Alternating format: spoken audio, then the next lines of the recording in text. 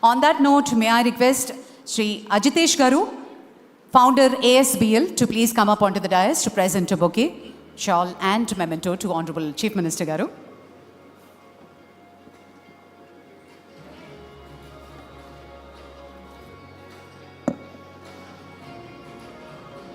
Over 65 lakh daily active readers, more than 1.4 crore monthly active readers, nearly 18 billion news reads every single month. Every reader visits the platform nearly 5 times a day. Way2 News, not just an app, but a daily habit across the Telugu states. Shri Ajitesh Korupulu Garu, founder ASBL, Mukhyamantri Garni felicitate chesaru. Thank you. Thank you very much.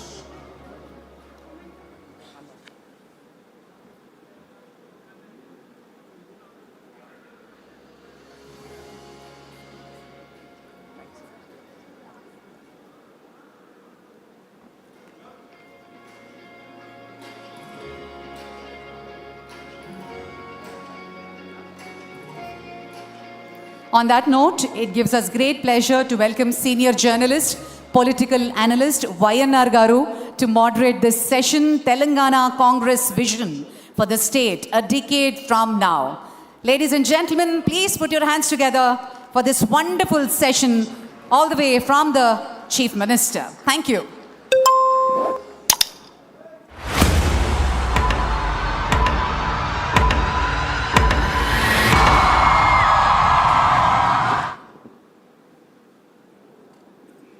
Welcome to Way2 News Conclave.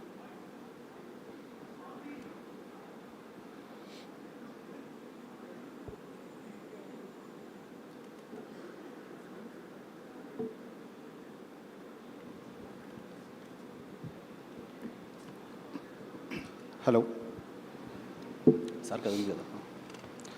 Hello, welcome to Way2 News Conclave.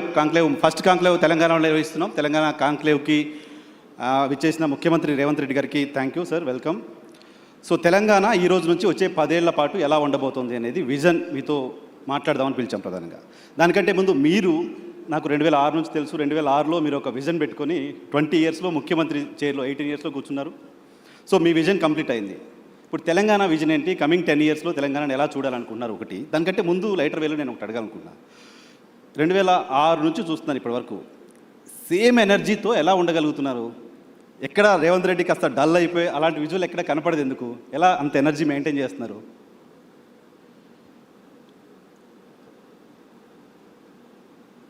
మనకున్న లక్ష్యం, మన ఆలోచన, మనం తీసుకుంటున్న నిర్ణయాలలో స్పష్టత ఉంటే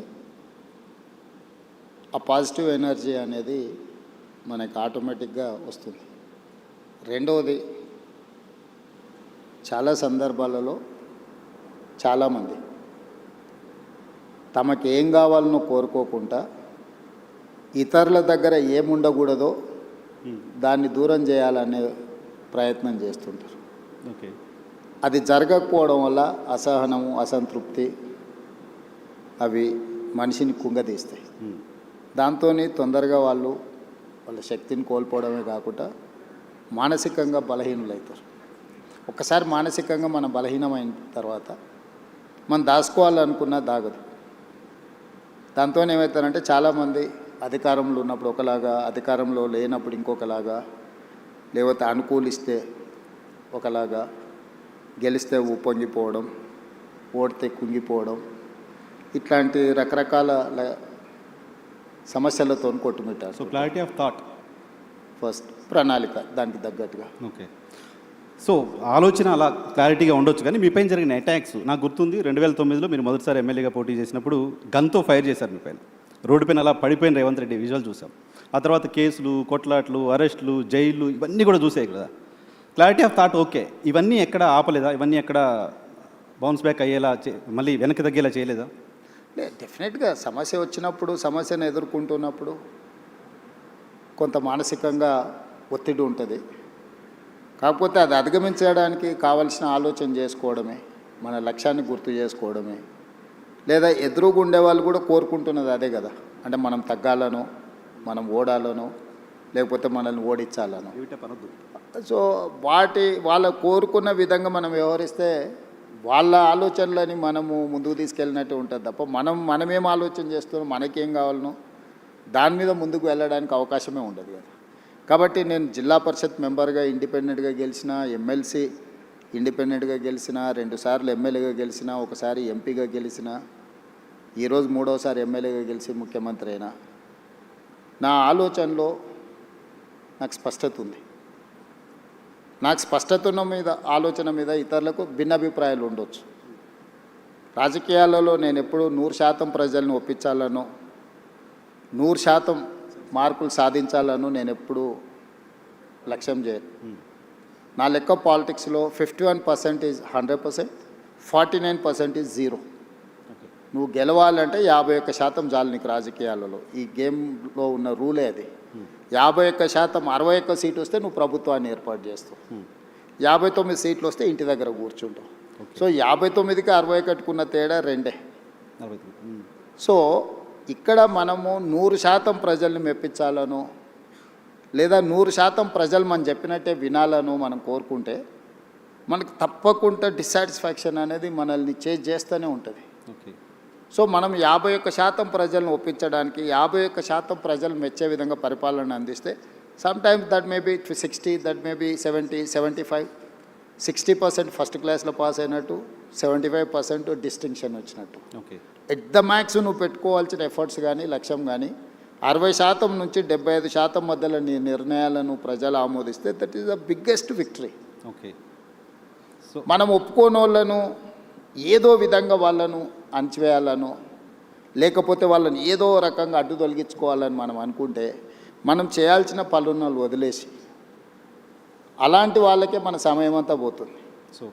మన energy అనేది, మన ఆలోచన అనేది మనకేం కావాలనే లక్ష్యం కోసం ఉపయోగించినప్పుడు తప్పకుండా దాని ఫలితాలు వేరే రకంగా ఉంటాయి. ఓకే.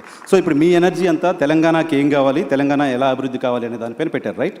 సో ఏంటి మీ విజన్ ఏంటో ఒకసారి చెప్తారా? కమింగ్ 10 years తెలంగాణ ఎలా ఉండబోతోంది? రైజింగ్ తెలంగాణ. నేను మొదటి నుంచి కూడా నేను అంటే జడ్పీటీసీ గెలిచినప్పుడు నేను జూబ్లీ సొసైటీలో ఇక్కడ మేము బోర్డ్ డైరెక్టర్గా ఇక్కడ 26-27 years బ్యాక్ ఈ సొసైటీ నుంచే నేను కిందికి పోయినా.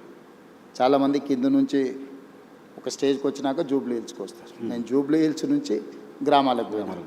సో నేను జూబ్లీ హిల్స్ చూసిన, సినిమా పరిశ్రమలో ఉండే ఫ్రెండ్స్ని చూసిన 30 సంవత్సరాల క్రితమే. సినిమా ఇండస్ట్రీ ఎట్లుంటుంది, ఇండస్ట్రీస్ ఎట్లుంటాయి, బిజినెస్ ఎట్లుంటుంది, ఇండివిజువల్స్ ఎట్లుంటారు, సెలబ్రిటీస్ ఎట్లుంటారు, గ్రామంలో ఉండే పేద రైతులు ఎట్లుంటారు, ప్రభుత్వ పాఠశాలల్లో చదువుకునే విద్యార్థుల యొక్క స్థితిగతులు, వీటన్నిటి పట్ల నాకు సంపూర్ణమైన ప్రత్యక్ష అవగాహన ఉంది. ఓకే.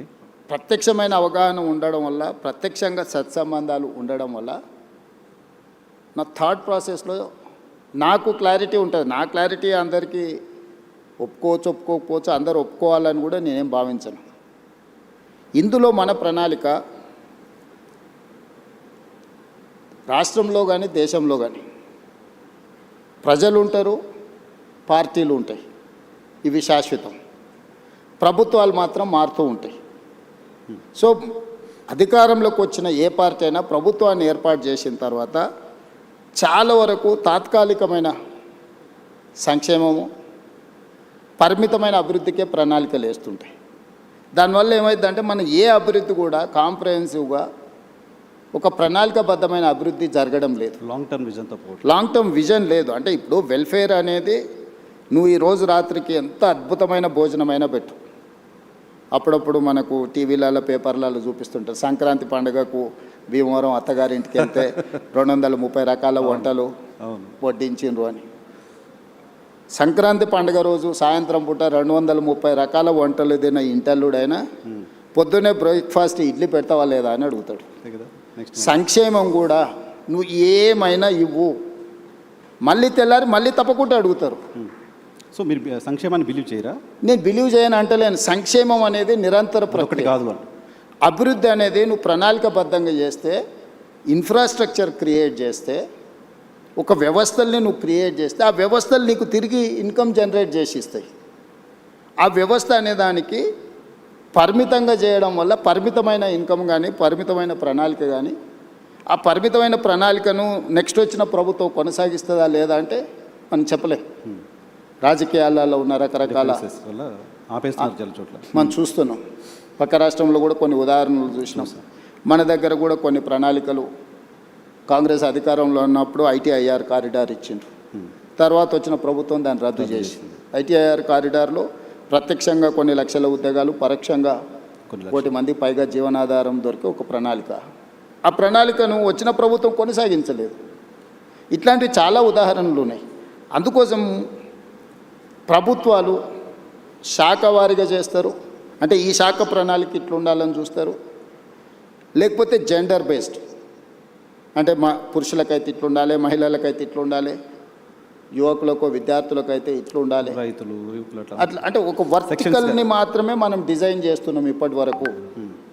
ఈ వర్టికల్స్ డిజైన్ చేయడం వల్ల ఒక పూర్తి స్థాయి ప్రణాళిక అభివృద్ధి అనేది మనం చేయలేకపోతున్నాం. ఉదాహరణ, మనకు సెల్ఫ్ హెల్ప్ గ్రూపులు ఉన్నాయి, స్వయం సహాయక సంఘాలు, మహిళా సంఘాలు. మహిళా సంఘాలకు వాళ్ళకి సంబంధించిన బ్యాంకులో రుణాలు ఇచ్చి వాళ్ళని ఆర్థికంగా నిలబెట్టాలని ఒక ఆలోచన చేస్తారు. అంతవరకు అది కరెక్టే. కానీ నేనేం చేసిన, ఇదే మహిళలను నిరంతరంగా పనిచేయడానికి అవసరమైన ప్రణాళికలు రచించాలి అని చెప్పి నేను ఆర్టీసీ బస్సుల్లో మహిళలకు ఉచిత ప్రయాణం ఇచ్చిన. ఇది కేవలం మహిళ తన తల్లిగారింటికో లేకపోతే తనకు నచ్చిన మందిరాన్ని, దేవాలయాన్ని సందర్శించుకోవడానికో చాలామంది అనుకుంటున్నారు. కానీ అది కాదు. మహిళనే growth engine for any state, any country. So ఈ మహిళ ఎక్కడి నుంచి ఎక్కడికి, చేతి వృత్తి అయినా కానీ, కుల వృత్తి అయినా కానీ, ఉద్యోగ బాధ్యత అయినా కానీ, ఈరోజు గవర్నమెంట్ స్కూళ్ళలో 24-25లో 0 డ్రాప్ అవుట్స్ ఇన్ తెలంగాణ. నీతి ఆయోగ్ చెప్పింది, నేను చెప్పలేదు. చూసాను. ఎక్కువ మనం డ్రాప్ అవుట్స్ ఎక్కడ ఉన్నాయి, ఆడపిల్లల డ్రాప్ అవుట్స్. గ్రామాలలో 7th వరకు ఎడ్యుకేషన్ ఉంటే 8th పోవాలంటే పక్క ఊరికి పోవాలి. పక్క ఊరు పోవాలంటే తల్లిదండ్రులకు ఒక భారం. ఏ విధంగా పంపించాలనేది ఒక సమస్య, దానికి అయ్యే ఖర్చు ఏ విధంగా సమకూర్చుకోవాలనేది రెండో సమస్య, ఆడపిల్లలకు భద్రత ఉంటుందా లేదా అనేది మూడో సమస్య. కానీ నేను ఆర్టీసీలో ఉచిత ప్రయాణం ఇవ్వడం వల్ల ఏ విధంగా వెళ్ళాలనే సమస్య, ఆ ఖర్చులకు సంబంధించిన సమస్య నేను పరిష్కరించగలిగిన, రక్షణకు సంబంధించి తీసుకోవాల్సిన చర్యలు తీసుకున్నాను. సో ఆడపిల్లలు చదువు నుంచి దూరం కాకుండా మనం ఈ ప్రణాళిక వచ్చింది. ఈరోజు ఇదే మహిళలు తాము ఉద్యోగానికి కానీ ఎక్కడికి వెళ్ళినా నెలకు దాదాపుగా ఒక 10,000 రూపాయల సేవింగ్స్ ఉన్నాయి మహిళలకు. 28 నెలలలో ఆర్టీసీకి 10,000 కోట్ల రూపాయలు రాష్ట్ర ప్రభుత్వం చెల్లించింది. నీకు తెలుసు, రాష్ట్ర ప్రభుత్వంలో ఆర్టీసీ ఒక 50,000 మంది కార్మికులు, 50,000 కుటుంబాల ఆధారపడ్డ సంస్థ. గత ప్రభుత్వంలో దాదాపుగా 2 నెలలకు పైగా దీక్ష, ధర్నాలు, బంధులు మొత్తం ఎక్కడొక్కడ ఉండి 60-70 మంది డ్రైవర్లు, కండక్టర్లు ఆత్మహత్యలు చేసుకున్న పరిస్థితి. దివాలా తీసి ఆర్టీసీ మూసేస్తుండ్రు, ఆర్టీసీని ప్రైవేట్ పరం చేస్తుండ్రు అని ఆ రోజు ఉండే. మీరు కూడా జర్నలిస్ట్గా రిపోర్ట్ చేసి. కానీ ఈరోజు నేను లాభాలకు తీసుకొచ్చిన. ఈరోజు ఆర్టీసీ ప్రాఫిట్ మేకింగ్ ఇన్స్టిట్యూషన్. మీరు 10,000 కోట్లు చెల్లించి, ఈ 10,000 కోట్లు ఎవ్రీ మంత్ నేను 350 కోట్ల రూపాయలు మహిళలను ఆర్టీసీలో ఉచిత ప్రయాణం ద్వారా రాష్ట్ర ప్రభుత్వం నుంచి ప్రతి నెల ఆర్టీసీకి నేను 350 కోట్ల రూపాయలు చెల్లించడం వల్ల driver same, conductor same, bus same, diesel same, వ్యవస్థ సేఫ్. అంతకుముందు 40% ఉన్న ఆక్యుపెన్సీ ఉన్న ఆర్టీసీ బస్సు ఈరోజు 98%కు తీసుకొచ్చిన నేను. ఏ బస్సు ఖాళీగా పోతలేదు. ఆ ఖాళీగా తిరిగే బస్సులలో మహిళలు ప్రయాణించడం వల్ల ఆర్టీసీకి ఆదాయం రావడమే కాకుండా ఆ సంస్థ నిలదొక్కుని ఈరోజు ఆ సంస్థ లాభసాటిగా మారింది. సో మీరు పర్సన్ సెంట్రిక్ డెవలప్మెంట్ గురించి మాట్లాడుతున్నారు. పర్సన్స్ అంతా సెక్షన్స్గా డెవలప్ అవుతే స్టేట్ డెవలప్ అవుతుంది విజన. నేను ఇంక్లూజివ్నెస్ గురించి చెప్తున్నా. అంటే ఇప్పుడు మనం ఇచ్చేది నీకు లాభము, ఇది ఇచ్చినావు నువ్వు జేబులో వేసుకుంటే అది నీ దగ్గర అయిపోతుంది. కానీ ఒక సంస్థ మహిళలకు ఉచిత ప్రయాణం ఇచ్చినప్పుడు మహిళ వ్యాపారం చేసుకోగలుగుతుంది, చదువుకోగలుగుతుంది, సెల్ఫ్ హెల్ప్ గ్రూప్స్లలో తిరగలుగుతుంది, ఉద్యోగానికి వెళ్ళగలుగుతుంది. 10,000 రూపాయలు ఒక మహిళ సేవింగ్ చేసుకోవడం వల్ల తన పిల్లల్ని చదివించుకోగలుగుతుంది, తన పిల్లల్ని మంచి స్కూళ్ళకు పంపించుకోగలుగుతుంది, పిల్లలకు మంచి బట్టలు కొనుక్కోగలుగుతుంది, కుటుంబాన్ని గౌరవంగా, సమాజంలో కుటుంబ గౌరవాన్ని పెంచడానికి మహిళ ప్రయత్నం చేస్తుంది. నేను ఇచ్చిన డబ్బుల వల్ల ఆర్టీసీ సంస్థ నిలబడ్డది. ఈరోజు ఒక సంస్థను నిలబెట్టే పని అంటే this is inclusiveness, sustainability model ఇది. అంటే ఒక దగ్గర ఇచ్చే సంక్షేమము దానికే పరిమితం కాబట్టి దానివల్ల ఒక సంస్థ బతుకుతే. ఈరోజు ఆర్టీసీలో గతంలో డీజిల్ బస్సులు ఉండేటివి, Hyderabad, greater Hyderabad core urban region, outer ring road inside 2053 square కిలోమీటర్లు. This is called core urban region మేము డిఫైన్ చేసినాం. 2854 ఆర్టీసీ బస్సులు ఉన్నాయి. ఇవన్నీ డీజిల్ మీద ప్రయాణం చేస్తున్నాయి. ఈరోజు ఆర్టీసీ లాభసాటికి ఎప్పుడు వచ్చిందో డీజిల్ బస్సుల వల్ల కాలుష్యం వెదజల్లుతుంది. ప్రతి సంవత్సరం ఆర్టీసీ 10,000 బస్సులు నడిపించడానికి 2,000 కోట్ల రూపాయలు డీజిల్ పర్చేజ్ చేస్తుంది. సో ఇప్పుడు ఈ డీజిల్ బస్సులను అన్నిటిని కూడా మార్చి నేను ఈవీ బస్సులు కొంటున్నా. సిటీలో ఆల్మోస్ట్ ఇప్పటికి 1000 బస్సులు వచ్చినాయి. డిసెంబర్ 9th లోపల ఇంకొక 2,000 బస్సులు తీసుకొచ్చి 3,000 ఆర్టీసీ బస్సులు ఈవీ వెహికల్స్ హైదరాబాద్లో తిప్పడం వల్ల, నేను భవిష్యత్తులో మిగతా బస్సులను కూడా మార్చడం వల్ల ప్రతి సంవత్సరం డీజిల్ మీద పెట్టే ఖర్చు 2,000 కోట్ల రూపాయలని నేను ఈరోజు సేవింగ్ చేయగలుగుతా. ఈ 2,000 కోట్ల సేవింగ్స్తో నేను ఈవీ బస్సులు కొనుక్కోవడమే కాకుండా కాలుష్యాన్ని కూడా నేను నియంత్రించగలుగుతున్నా. సో మీకు ఒక ప్రభుత్వం చేసే ఒక పని తాలూకా ఇంపాక్ట్ మల్టిపుల్గా ఉండాలి అని చెప్తారు. అట్లా చేయాలి. కాంప్రహెన్సివ్ సస్టైనబుల్ మోడల్ అనేది మనం ఎన్నుకోవాలి.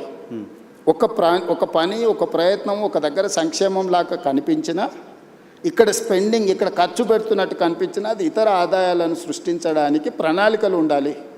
సో నేను మహిళలకు ఉచిత బస్సు ఇచ్చింది కేవలం మహిళలు ఓట్లు వేయించుకోవడానికి, మహిళలు బస్సులో ప్రయాణం చేయడానికి ఇచ్చేసిండే రేవంత్ రెడ్డి అని చూస్తున్నాను. నేనేం చెప్తున్నా, ఒక మహిళ కులవృత్తి కానీ, చేతి వృత్తి కానీ, ఉద్యోగం కానీ, ఉపాధి కానీ, చదువు కానీ, వీటన్నిటికీ తనకు ఒక శక్తిని ఇస్తున్నా.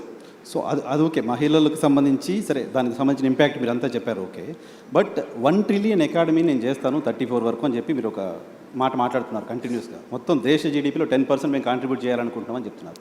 సో దీంతో సాధ్యమవుతుందా? ఇంకేదో పెద్ద పెద్ద పెట్టుబడులు రావాల్సిన అవసరం ఉంటుంది, ఇంకా చాలా చేయాల్సిన అవసరం? Yes YNR, I do agree.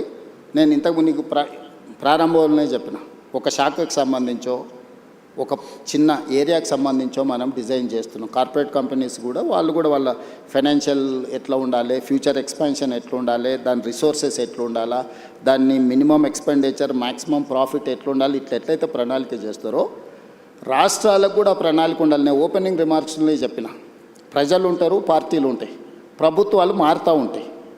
మారిన ప్రభుత్వానికి భవిష్యత్తు పట్ల ఒక స్పష్టత ఉండాలి. ఆ స్పష్టతనే ప్రణాళిక రూపంలో మనం రచించుకోవాలి. ఇప్పటి వరకు భారతదేశంలో ఏ రాష్ట్రానికి కూడా కాంప్రహెన్సివ్ డిజైన్ అనేది లేదు, కాంప్రహెన్సివ్ పాలసీ లేదు. అందుకే నేను తెలంగాణ రాష్ట్ర ముఖ్యమంత్రిగా బాధ్యతలు చేపట్టిన తర్వాత నా 17 years అపోజిషన్ ఎక్స్పీరియన్స్, నేను జడ్పీటీసీ ప్రతిపక్షంలోనే, ఎమ్మెల్సీ ప్రతిపక్షమే, ఎమ్మెల్యే ప్రతిపక్షమే, ఎంపీ ప్రతిపక్షం. 17 yearsలో నేను ముఖ్యమంత్రి అయ్యే వరకు నేను ప్రతిపక్షంలో ఉన్నా. ఏ రోజు కూడా అధికారంలో లేను, అధికార పార్టీలో కూడా లేను. కానీ 17 సంవత్సరాల సుదీర్ఘ నా ప్రతిపక్షంలో ఉన్న నాకున్న అనుభవం, సమస్యలు చూసిన కోణం, సమస్యల్ని ప్రత్యక్షంగా ఏ విధంగా పరిష్కరించవచ్చు ఉన్న ఆలోచనతోని తెలంగాణ కోసం ఒక పాలసీ డాక్యుమెంట్ని తయారు చేసి, ఆ పాలసీ డాక్యుమెంట్ పేరే తెలంగాణ రైజింగ్ 2047. ఈ పాలసీ డాక్యుమెంట్ ఉండాలన్నది నా ఆలోచన.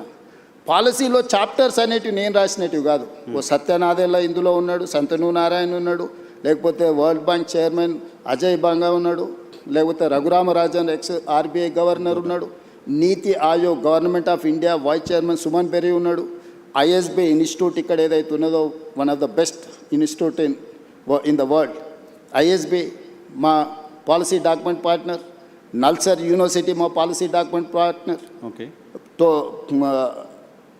Great Britain prime minister Tony Blair, అతను మా దాంట్లో, అది ఇప్పుడు ఫార్మర్ ప్రైమ్ మినిస్టర్, అతను మా పాలసీ డాక్యుమెంట్లో పార్ట్నర్. అంటే ప్రపంచంలో ఉండే వివిధ మేధావులను, వివిధ పెద్ద పెద్ద కార్పొరేట్ కంపెనీల సీఈఓలను మన తెలంగాణ రైజింగ్ 2047 పాలసీ డాక్యుమెంట్లో వాళ్ళందరినీ బోర్డులోకి తీసుకొచ్చి కంప్లీట్గా వాళ్ళందరికీ మేమేమనుకుంటున్నాం వాళ్ళతో కూర్చొని మాట్లాడి పబ్లిక్ డొమైన్లో కూడా పెడితే దాదాపుగా మనకు ఒక 20 లక్షల సజెషన్స్ వచ్చినాయి ఆన్లైన్. వాటన్నిటిని కూడా ఫిల్టర్ చేసినాం. అందులో ఉండే ఎస్సెన్స్ అంతా వాళ్ళు ఇచ్చిన సూచనలు, సలహాలు, అది విద్యార్థులకు కావచ్చు, లేకపోతే నిరుద్యోగుల కోసం కావచ్చు, లేకపోతే ఉమెన్ కోసం కావచ్చు, లేకపోతే ఐటీ పాలసీ కావచ్చు, ఇండస్ట్రియల్ పాలసీ కావచ్చు, లేకపోతే ఏఐ కావచ్చు, ఇట్లా చెప్పుకుంటూ వెళ్తే ప్రతి వర్టికల్ మీద ఆల్మోస్ట్ 8 months కంటిన్యూస్గా చీఫ్ సెక్రటరీ నుంచి ప్రతి ఆఫీసర్ని ఇందులో పెట్టి, ఒక గ్రూప్ ఆఫ్ ఆఫీసర్స్ని పెట్టి, గ్రూప్ ఆఫ్ మినిస్టర్స్ని పెట్టి కన్సెన్సస్ బిల్డ్ చేసి ప్రపంచ దేశంలో ఉన్న ప్రతి ఒక్కరిని మన పాలసీ డాక్యుమెంట్లో ఇంక్లూడ్ చేసి ఇక్కడ ఉన్న నైసర్గిక స్వరూపాన్ని వివరించి, ఇప్పుడు కాశ్మీర్లో ప్లాన్ చేసుకుంటే కాశ్మీర్కు తగ్గట్టు చేసుకోవాలి. కాశ్మీర్లో ప్లాన్ చేసిన ఐస్ కోసము, ఐస్ తుఫాన్ల కోసము తెలంగాణలో ప్లాన్ చేసినాం అనుకో, ఇక్కడ ఐస్ వచ్చేది లేదు, చూసుకోవాలి కదా. సో తెలంగాణలో ఉండే సహజ ప్రకృతి వనరులు ఏమున్నాయి, ఇక్కడ టాలెంట్ ఏముంది, ఇక్కడ ప్రజలు ఏం కోరుకుంటుంది, ఏ ప్రజల్ని ఇందులో భాగస్వాములు చేస్తే ప్రయోజనం ఉంటుందో అట్లా తయారు చేసి ఒక గ్లోబల్ సమ్మిట్ డిసెంబర్ తెలుసు 2025 డిసెంబర్లో గ్లోబల్ సమ్మిట్ని 108 దేశాల నుంచి కార్పొరేట్ కంపెనీలను, ఫార్చ్యూన్ 500 కంపెనీలను ఆహ్వానించి ఆల్మోస్ట్ ప్రపంచంలో ఉండే ప్రతి పెద్ద సంస్థకు సంబంధించిన ప్రతినిధులను పిలిచి 3 రోజులు గ్లోబల్ సమ్మిట్ నిర్వహించి పాలసీ డాక్యుమెంట్ని తెలంగాణకు డెడికేట్ చేసి, అందులోనే outer ring road inside cut off is outer ring road, that is called core urban region economy called cure. ఈ 2053 స్క్వేర్ కిలోమీటర్లలో మన రాష్ట్ర జనాభాలో 40% నివసిస్తున్నారు. 1,34,00,000 మంది ప్రజలు ఇక్కడ నివసిస్తున్నారు లోపల, ఈ రింగ్ రోడ్డు లోపలనే. ఇక్కడ పరిశ్రమలు ఉన్నాయి, కాలుష్యం వెదజల్లే పరిశ్రమలు ఉన్నాయి, రకరకాల ఎంక్రోచ్మెంట్స్ ఉన్నాయి, నాలా ఎంక్రోచ్మెంట్స్ ఉన్నది, వాటర్ బాడీస్ ఎంక్రోచ్మెంట్స్ ఉన్నాయి, నదుల ఎంక్రోచ్మెంట్స్ ఉన్నాయి, అన్ని రకాల సమస్యలతో కూడుకున్న థిక్ పాపులేటెడ్ ఏరియా. సో దీన్ని, ఈ క్యూర్ని ఏ విధంగా క్యూర్ చేయాలనేదే మా పాలసీ. ఓకే, అందుకే మేము హిల్ట్ పాలసీ తీసుకొచ్చినాం. ఇక్కడున్న కాలుష్యం వెదజల్లే పరిశ్రమలని ఈ కోర్ అర్బన్ రీజన్ బయటికి తరలించాలి.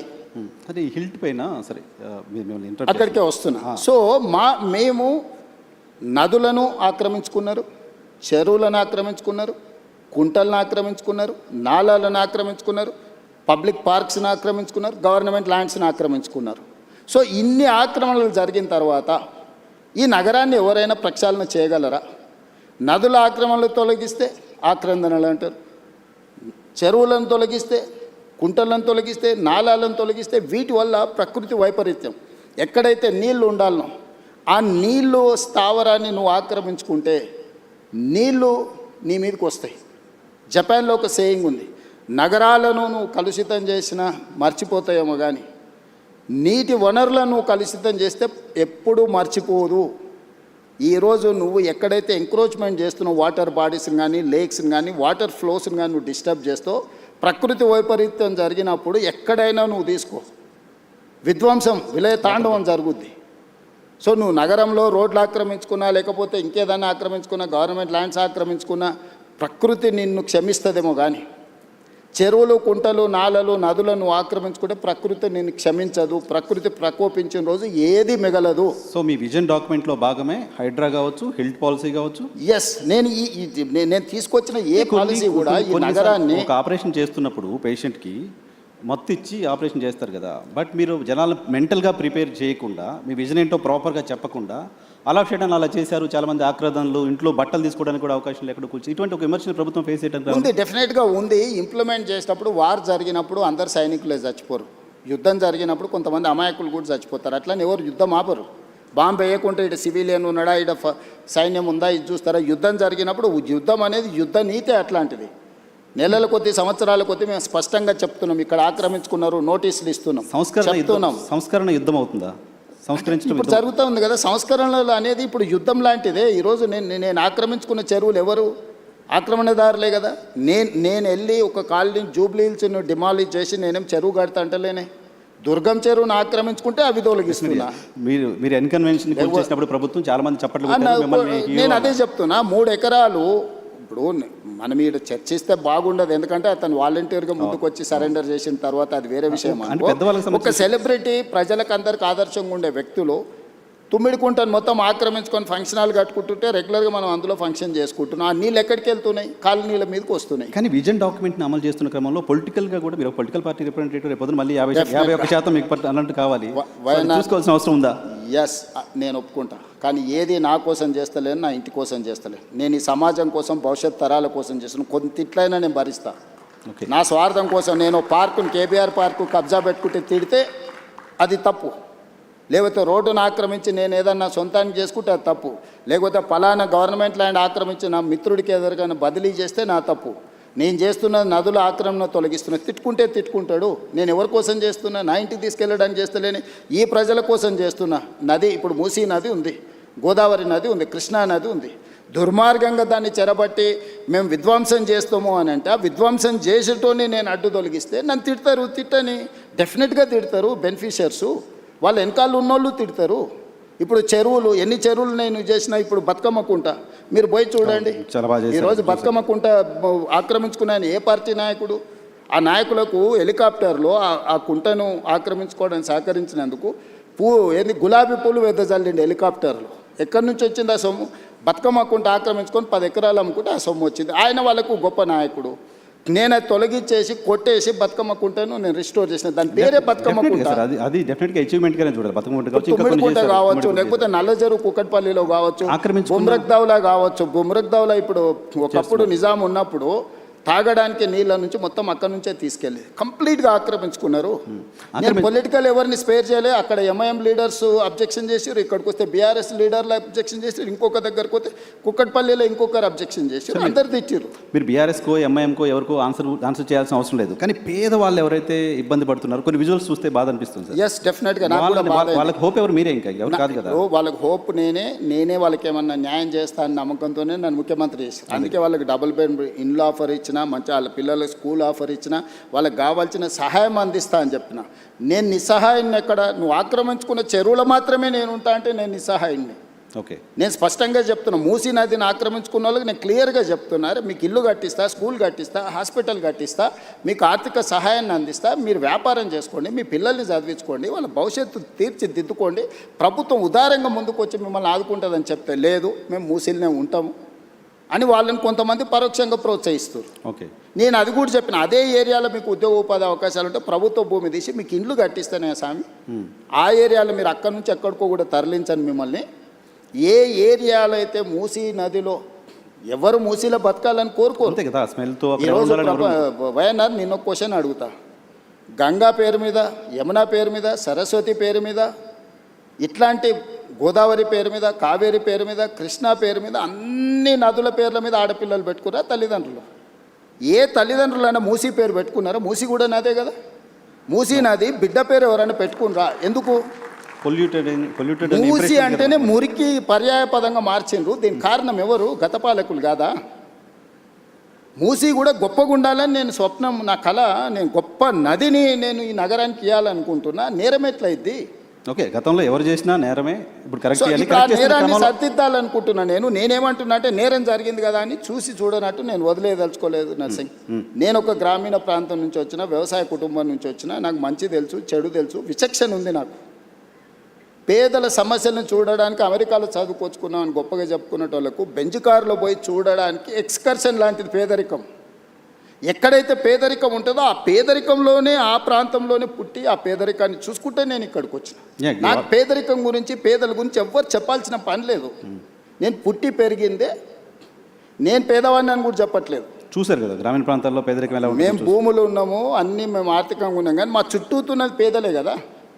వాళ్ళతోనే కలిసి బతుకొచ్చినాం కదా, మేము వాళ్ళతోనే పెరిగినాం కదా.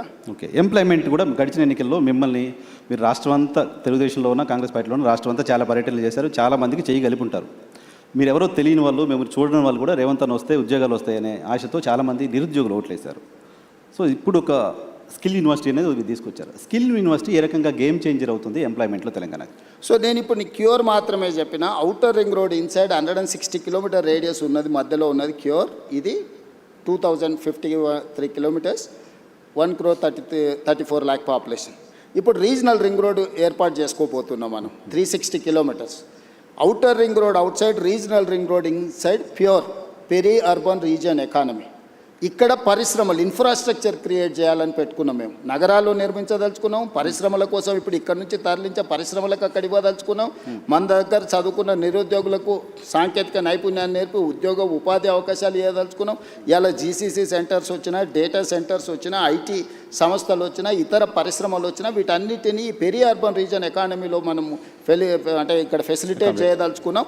Regional ring road outside అది ఆల్మోస్ట్ ఒక 10,000 స్క్వేర్ కిలోమీటర్స్ ఉంది peri urban. Regional ring road outside Telangana ఇంకొక 1,00,000 స్క్వేర్ కిలోమీటర్లు ఉంది. అంటే తెలంగాణ మొత్తం 1,12,000 స్క్వేర్ కిలోమీటర్లు ఉంటే 2,000 స్క్వేర్ కిలోమీటర్లేమో క్యూర్ కింద తీసుకున్నాం, 10,000 స్క్వేర్ కిలోమీటర్లు ప్యూర్ కింద తీసుకున్నాం, 1,00,000 స్క్వేర్ కిలోమీటర్లు rare rural agricultural reason economy. So కంప్లీట్గా ఒక్కటేమో సర్వీస్ సెక్టర్, రెండవది మ్యానుఫ్యాక్చరింగ్ సెక్టర్, మూడవది అగ్రికల్చర్ సెక్టర్. సో తెలంగాణ రాష్ట్రానికి రాబోయే 100 సంవత్సరాలకు అవసరమైన ఒక ప్రణాళికను, ఒక పాలసీ డాక్యుమెంట్ను తెలంగాణ రైజింగ్ 2047 అని ఈ దేశంలోనే మొట్టమొదటిసారి తెలంగాణ రాష్ట్రం అడాప్ట్ చేసుకున్నది.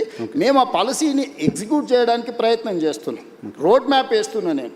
ఈరోజు ఫ్యూచర్ సిటీ 30,000 ఎకరాలలో ఒక కొత్త నగరాన్ని నిర్మించాలనుకుంటున్నాం. ఇప్పటివరకు ఈ దేశంలో కొత్త నగరం కోసం ఎవరైనా ఆలోచన చేసారా? ఓ ఫైనాన్షియల్ డిస్ట్రిక్ట్ అనో, నాలెడ్జ్ పార్క్ అనో, ఒక 400 ఎకరాలు 500 ఎకరాలు కాలనీలు కట్టిండ్రు. కానీ కాంప్రహెన్సివ్ ఒక సిటీ, న్యూయార్క్ సిటీతోనో, లేకపోతే జపాన్ టోక్యోతోనో, లేకపోతే సింగపూర్తోనో, సౌత్ కొరియాలో ఒక సిటీతోనో కంపేర్ చేసే సిటీ భారతదేశంలో ఎవరైనా నిర్మించారా? ఆలోచన చేసింది. సిటీ నిర్మాణం అనేది సాధ్యమవుతుందా? సిటీని ఒక ప్రభుత్వం నిర్మించగలుగుతుందా? 100%. మనం ట్రంక్ ఇన్ఫ్రాస్ట్రక్చర్ క్రియేట్ చేస్తే hundreds of thousands of builders are ready to construct. మనం చేయాల్సిన పని అది కాదు, మనం ట్రంక్ ఇన్ఫ్రాస్ట్రక్చర్ చేయాలి, కనెక్టివిటీ చేయాలి, మెట్రో కనెక్టివిటీ ఇవ్వు, నేషనల్ హైవేస్ ఇవ్వు, పోర్ట్ కనెక్టివిటీ ఇవ్వు, ఎయిర్పోర్ట్ కనెక్టివిటీ ఇవ్వు. ఇది మాత్రమే ప్రభుత్వం చేయాలి. అంటే ఒక ఏరియాని ఇయర్ మార్క్ చేసి, ల్యాండ్ అక్వైర్ చేసి, ఎకో సిస్టమ్ మనం డెవలప్ చేస్తే సిటీలు నిర్మించడానికి, లక్షల కోట్లు పెట్టుబడులు పెట్టడానికి, దాన్నే వ్యాపారంగా మార్చుకొని సిటీని అభివృద్ధి చేయడానికి చాలామంది రెడీగా ఉన్నారు. ఇప్పుడు ఫైనాన్షియల్ డిస్ట్రిక్ట్ ఉంది, మొత్తం ప్రభుత్వం కట్టలేదే. ప్రభుత్వం ఏం కట్టింది? ఇది ఫైనాన్షియల్ డిస్ట్రిక్ట్, ఇక్కడ వచ్చి పెట్టుబడి పెట్టండి అన్నారు, వాళ్ళకి ఇన్సెంటివ్స్ ఇచ్చిండ్రు. ఈరోజు 10 లక్షల మంది ఆ ఒక 1000 ఎకరాలలో పనిచేస్తారు. ఈ పక్కనే రాయదుర్గంలో ఉన్న మీకు నాలెడ్జ్ పార్క్ ఉంది, 442 ఎకర్స్. జస్ట్ ఆ ల్యాండ్ లేఅవుట్ వేసేస్తే వాళ్ళే ఆక్షన్లు పెట్టి మన 177 కోట్లకి ఎకరం ల్యాండ్ కొనుక్కున్నారు.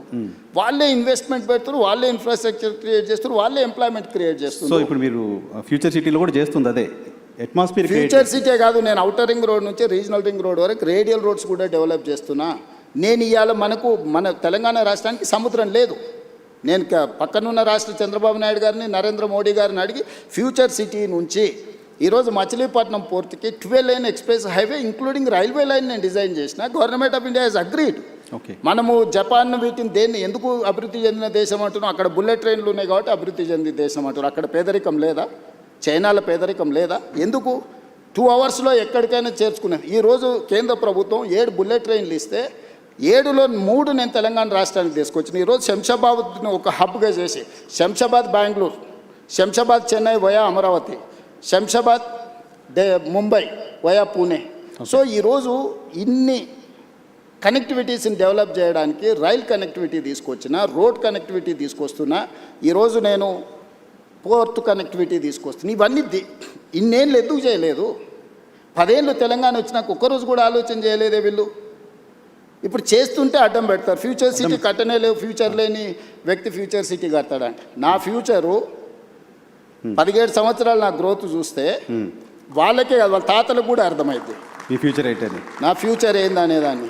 నా ఫ్యూచర్ వాళ్ళు కాదు డిసైడ్ చేయాల్సింది, ప్రజలు డిసైడ్ చేసారు నా ఫ్యూచర్ని. సార్ ఇంకొక క్వశ్చన్ ఉంది, దీనికి సంబంధించి తీసుకొని నేను మిగతా పొలిటికల్ ఇష్యూస్లోకి వెళ్తాను. మీరు చాలా సందర్భాలు క్లెయిమ్ చేసుకుంటారు, నేను ఒక రియల్ ఎస్టేట్ పర్సన్ని, నేను రియల్ ఎస్టేట్ నా వ్యాపారం, నా బ్రతుకు తెరవది అదే చేసి వచ్చాను అని చెప్తారు. కానీ ఈరోజు హైదరాబాద్లో తెలంగాణలో పర్టికులర్గా హైదరాబాద్లో రియల్ ఎస్టేట్ పరిస్థితి ఏంటి అంటే మీరు సాటిస్ఫై అవుతున్నారా? బాగానే ఉంది అని అంటే రియల్ ఎస్టేట్ బాగుంది, కానీ నేను ఆశించినంత మేరకు లేదు. ఇది ఈ ఒక్క నగరానికే కాదు, మొత్తం ప్రపంచంలోనే ఒకసారి ఒక స్లో డౌన్ అనేది ఉంటుంది. కొన్ని సంవత్సరాలకు కొన్ని ఆర్థికపరమైన యుద్ధం కావచ్చు, ఆర్థిక పరిస్థితులు కావచ్చు, లేకపోతే డాలర్ ఫ్లక్చుయేషన్ కావచ్చు, రకరకాల ఇష్యూస్. ఈరోజు ఏఐ రావడం వల్ల చాలా కోట్ల మందికి ఉద్యోగాలు పోవడం, ఆ ఉద్యోగాలు పోతే వాళ్ళు కొనుక్కోవాల్సుకున్న పర్సనల్ ఏదైతే అంటే హౌసింగ్ స్కీమ్స్ కాబట్టి ఇట్లాంటి రకరకాల ప్రభావం ఉన్నాయి. కానీ 2021 నుంచి కంటిన్యూస్గా 2021, 22 కానీ 22, 23 కానీ ఇట్లా మీరు ఒక 7 ఇయర్స్ మీరు చూస్తే తెలంగాణలో పాత దానికంటే తక్కువ లేదు, పెరిగింది. కాకపోతే నేనెంత ఆశించే ఎంత వేగంగా నేను చేయాలనుకుంటున్నానో ఆ సిస్టమ్ లేదు. కానీ కంపారిటివ్లీ ప్రీవియస్ గవర్నమెంట్ కానీ ప్రీవియస్ ఇయర్ ఫైనాన్షియల్ స్టేటస్ని కానీ ఒకసారి క్యాలిక్యులేట్ చేస్తే ఎక్కడ కూడా తగ్గలేదు. నేను చెప్పడం కాదు, కంటిన్యూస్గా క్యాగ్ రిపోర్ట్స్ ఇస్తుంది, నీతి ఆయోగ్ రిపోర్ట్స్ ఇస్తుంది, జిఎస్టీ మీద రిపోర్ట్స్ వస్తున్నాయి, నివేదికలు రెవెన్యూస్ చెప్తున్నాయి. సరే కొంతమంది సోషల్ మీడియాలో పెట్టుబడులు పెట్టి దాన్ని ఏదో వాళ్ళే రాసి వాళ్ళే చదివి వాళ్ళే అబద్ధాలు చెప్పి అబద్ధాలు వాళ్ళే చూసుకొని వాళ్ళే నమ్మి వాళ్ళే మోసపోతుండ్రు. నేను ఎందుకు చెప్తున్నట్టే ఉప ఎన్నికలు ప్రజలు తీర్పిచ్చారు, సర్పంచ్ ఎన్నికల్లో ప్రజలు తీర్పిచ్చారు, మున్సిపల్ ఎన్నికలలో ప్రజలు తీర్పిచ్చారు. అయినా వాళ్ళు భ్రమలలో బతుకుతాం అంటే నాకు కావాల్సింది కూడా అదే. వాళ్ళ భ్రమలోనే ఉంచుతారు. వాళ్ళ భ్రమలలో ఉండడమే నాకు కావాలి కదా. నా పని సులువు అవుతుంది చేసేదాన్ని. రియాలిటీలోనే ఉన్నానని నేను ఎప్పుడు రియాలిటీలోనే ఉంటా. వైఎన్ఆర్ నీకు తెలుసు కదా బాగా, నీకు 20 సంవత్సరాల నుంచి అయితే నన్ను చూస్తున్నావు కదా. నాకు వాస్తవం అనేది వినడం నాకు ఇష్టం. వాస్తవ పరిస్థితుల మధ్యలోనే నేను ఉంటా. నేను ఊహాజనితమైన ప్రపంచంలో నేను ఉండను. ఎవరైనా ఊహించుకుంటే అది వాళ్ళ తప్పు. వాళ్ళకి రకరకాల కోరికలు అంటే వారసత్వ సంపద కింద, వారసత్వంలోనే విరాసత్ అంటారు తెలంగాణలో. అంటే పోలీస్ పటేల్ ఉన్నప్పుడు విరాసత్ కింద వచ్చేది. మా ముత్తాత పోలీస్ పటేలు, అది మా తాతకు వచ్చింది ఇంట్లో పెద్దోడు కాబట్టి.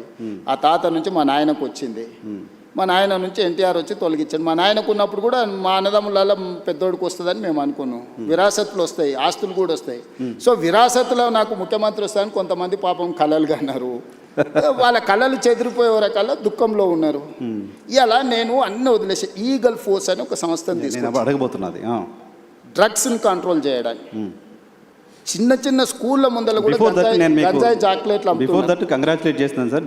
డ్రగ్స్ పైన మీరు చేస్తున్న పోరాటం డెఫినెట్గా అప్రిషియేట్ చేయాలి. దాని మీద కూడా ఆరోపణలు. మీ ఫామ్ హౌస్లలో పార్టీలు చేసుకుంటే డ్రగ్స్తో దొరికితే అభినందించాల్సింది పోయి నన్ను తిడతారని. మేము ఫామ్ హౌస్లో దీపావళి పండుగ నాడు మేము డ్రగ్స్ పార్టీ చేసుకుంటే నువ్వు వచ్చి పట్టుకుంటావు అని. దీపావళి పండుగ నాడు చిచ్చుబుడ్ల పండుగ చేసుకోవాలనా? దీపావళి పండుగ దేం పండుగ? చిచ్చుబుడ్ల పండుగ. అవునా? నువ్వు చిచ్చుబుడ్లు కాలిస్తే బాగానే ఉంటాయి కానీ సారా బుడ్లు పెట్టుకుంటాం, మేము గంజాయి కొడతాం, మేము కొకైన్ హెరాయిన్ తెచ్చి పీల్చుతామని అంటే ఎట్లా చూస్తూ ఊరుకోవాలి నర్సింగ్? నేను ఎవరి కోసం చేస్తున్నది? ఇప్పుడు నదులను ఆక్రమించిన వాళ్ళని తొలగించినా, చెరువులను తొలగించినా, కుంటలు తొలగించినా, నాళ్ళను తొలగించినా నాకు వచ్చేది ఏం లేదు. భవిష్యత్ తరాలకు ఇస్తున్నా. నేను కూడా వాళ్ళతో చేరితే నాకెక్కువ లాభము. విజన్ డాక్యుమెంట్లో భాగంగా తెలంగాణలో సేమ్ డ్రగ్స్ విషయంలో కూడా ఇవాళ నాకు కొన్ని కేసెస్ నాకు తెలుసు. As a stated I cannot disclose. 6th class 7th class 8th class పిల్లలు మిస్లీడ్ చేసి గంజాయి ఇటువైపు అటువైపు తీసుకెళ్తుంటే తల్లిదండ్రులు వచ్చి నాకు చెప్తున్నప్పుడు నాకు నిజంగా అసలు అంటే పిచ్చెక్కిపోతుంది ఒకసారి. అసలు దీన్ని ఎరాడికేట్ చేయడానికి ఏం చేయాలన్నంత కోపం ఉంది నాకు. నేను దాన్ని చేస్తే కూడా అది కూడా ఈ దేశానికి మనం ఒక రోల్ మోడల్ డ్రగ్స్ రిలేటెడ్ దీంట్లో. నేను కంప్లీట్గా ఒక వ్యవస్థనే ఏర్పాటు చేసిన. హైడ్రా అని ఒక వ్యవస్థను ఏర్పాటు చేసిన. ఈగల్ ఫోర్స్ అండ్ డ్రగ్స్ని కంట్రోల్ చేయడానికి ఒక వ్యవస్థను ఏర్పాటు చేసిన. సైబర్ క్రైమ్ని కంట్రోల్ చేయడానికి ఒక ఇన్స్టిట్యూషన్ ఏర్పాటు చేసిన. ఒకప్పుడు పోలీస్ డిపార్ట్మెంట్లో విజిలెన్స్ అండ్ ఎన్ఫోర్స్మెంటో, ఏసీబీఓ, ఆక్టోపసో లేకపోతే గ్రే హ్యాండ్సో ఆ రోజున్న సమస్యల్ని అడ్రస్ చేయడానికి వాళ్ళు చూసారు. ఈరోజు నక్సలైట్ల కోసం గ్రే హ్యాండ్స్ పెట్టారు. ఈరోజు నక్సలైట్లే లేరని అంటుంటే గ్రే హ్యాండ్స్ సంస్థని ఏం చేసుకుంటావు? ఓకే, కొన్ని సంస్థలు ఆ పర్పస్ సర్వ్ అయిన తర్వాత ఆ సంస్థల రిలవెన్స్ అనేది ఇర్రిలవెంట్ అవుద్ది. ఈరోజు ఈ సమాజాన్ని ఇక్కడ ఉన్న వాళ్ళందరూ, ఇక్కడనే చూస్తున్న వాళ్ళందరూ, వాళ్ళకు ఒకరు లేక 2 పిల్లలు జీవితాంతం కష్టపడి వాళ్ళు స్ట్రక్చర్డ్గా పైకి వచ్చిన తర్వాత వాళ్ళ 8th క్లాస్ చదువుకుంటున్న అమ్మాయి స్కూల్కి వెళ్ళి తెలియకుండానే గంజాయి చాక్లెట్లని తర్వాత ఎడిక్ట్ అయిపోయి తర్వాత కుటుంబం రూయిన్ అయిపోతుంటే ఆ తల్లిదండ్రుల బాధ ఎవడన్నా ఆలోచన చేసిందా? డెఫినెట్గా చేయాల్సిందే సార్. విజన్ మరి నేను దాన్ని ఆపితే నన్ను ఎందుకు విలన్గా చూస్తారు? చూసినా సరే ఐ డోంట్ మైండ్. మీకు ఆ క్లారిటీ ఆఫ్ థాట్ ఉన్నప్పుడు ఇంకొకళ్ళ ఏదో అవసరం లేదేమో. డ్రగ్స్ విషయంలో మాత్రం డెఫినెట్గా తెలంగాణ గవర్నమెంట్ చేస్తుంది. నేను ఏది చేసినా వైఎన్ఆర్, నేను నా కోసం ఏం చేయట్లా. నాకు ఏది అవసరం లేదు నా లైఫ్లో నేను చాలా కంఫర్ట్గా ఉన్నా. నాకు ఏం ఎక్స్ట్రా అవసరం లేదు. What ever I have achieved నాకు లైఫ్లో 100/100 సాటిస్ఫాక్షన్ ఉంది. ఓకే, నాకు మిగిలిందల్లా నేను భవిష్యత్ తరాలకి ఏం చేయాలన్నదే నా పట్టుదల.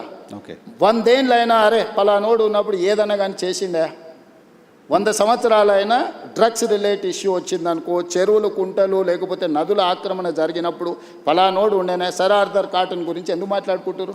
ధవళేశ్వరం కట్టింది కాబట్టి ఇచ్చంపల్లి దగ్గర కట్టండి అని మనకు ఆ రోజే చెప్పిండా?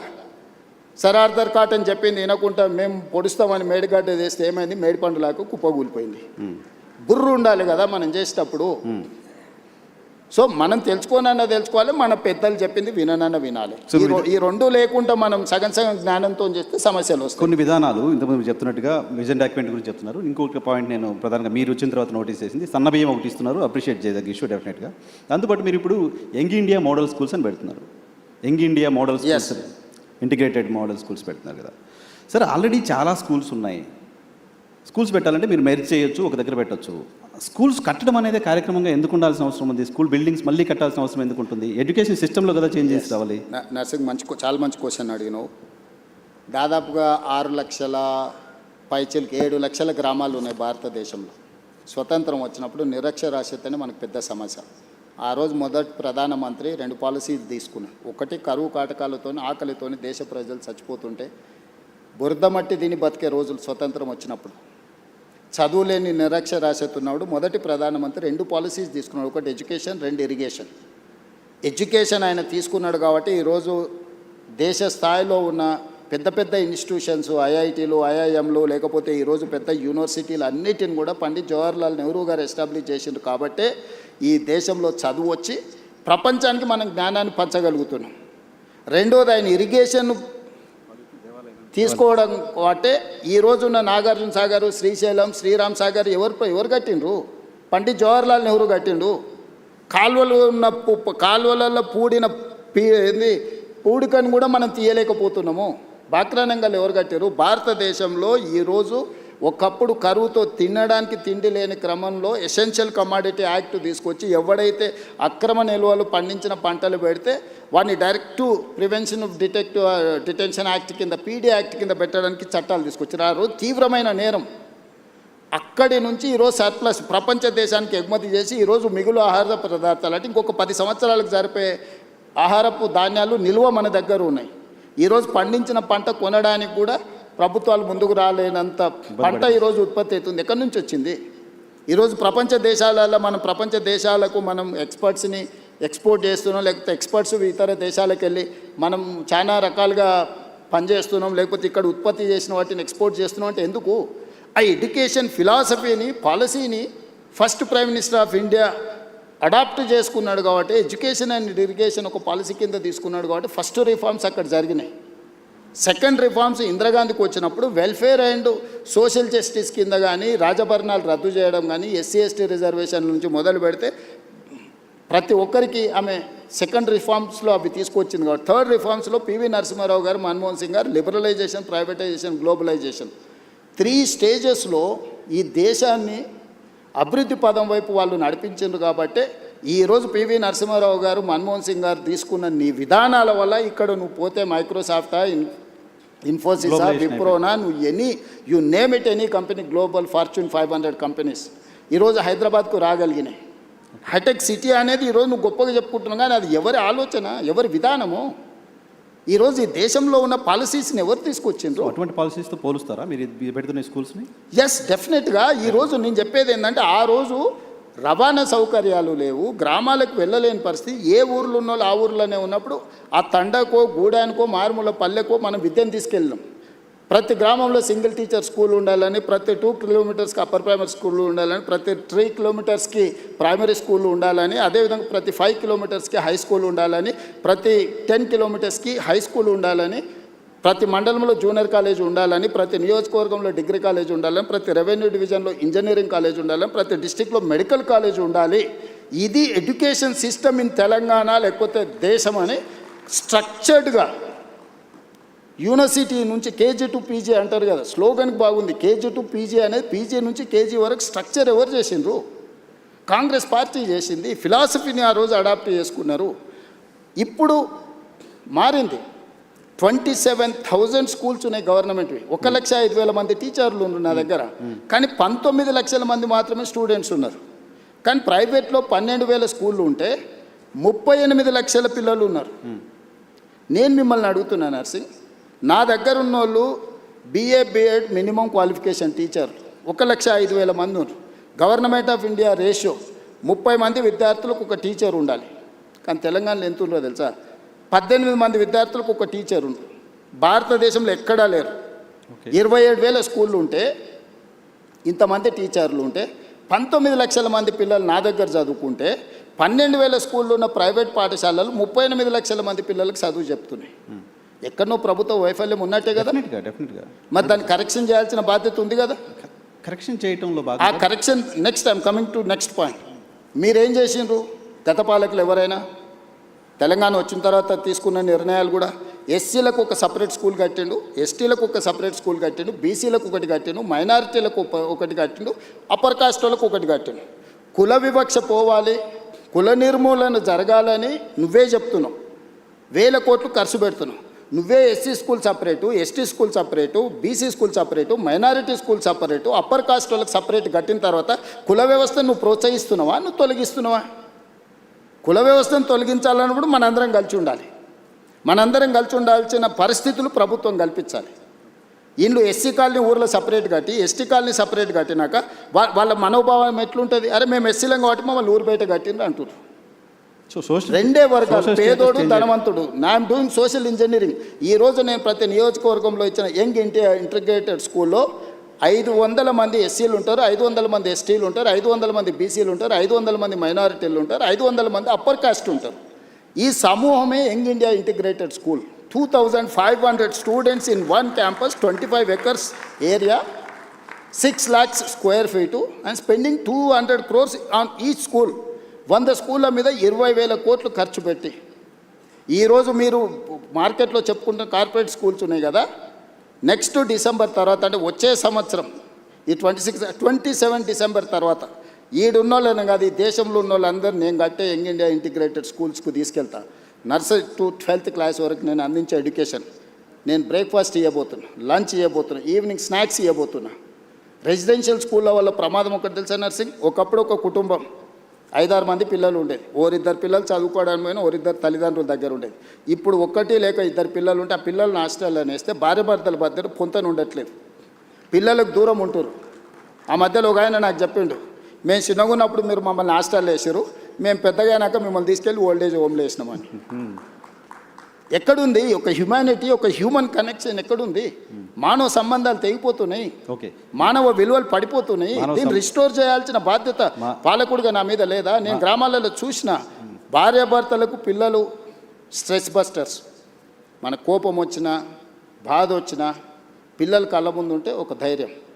ఆ పిల్లలే లేరనుకో, ఆ కోపం భార్య మీద చూపిస్తాం, భార్యకు వచ్చిన చికాకు భర్త మీద చూపిస్తాం, చివరికి వాళ్ళిద్దరు విడిపోయే పరిస్థితి ఉంది. సో ఈ మోడల్ స్కూల్లో ఎంత ఉందా?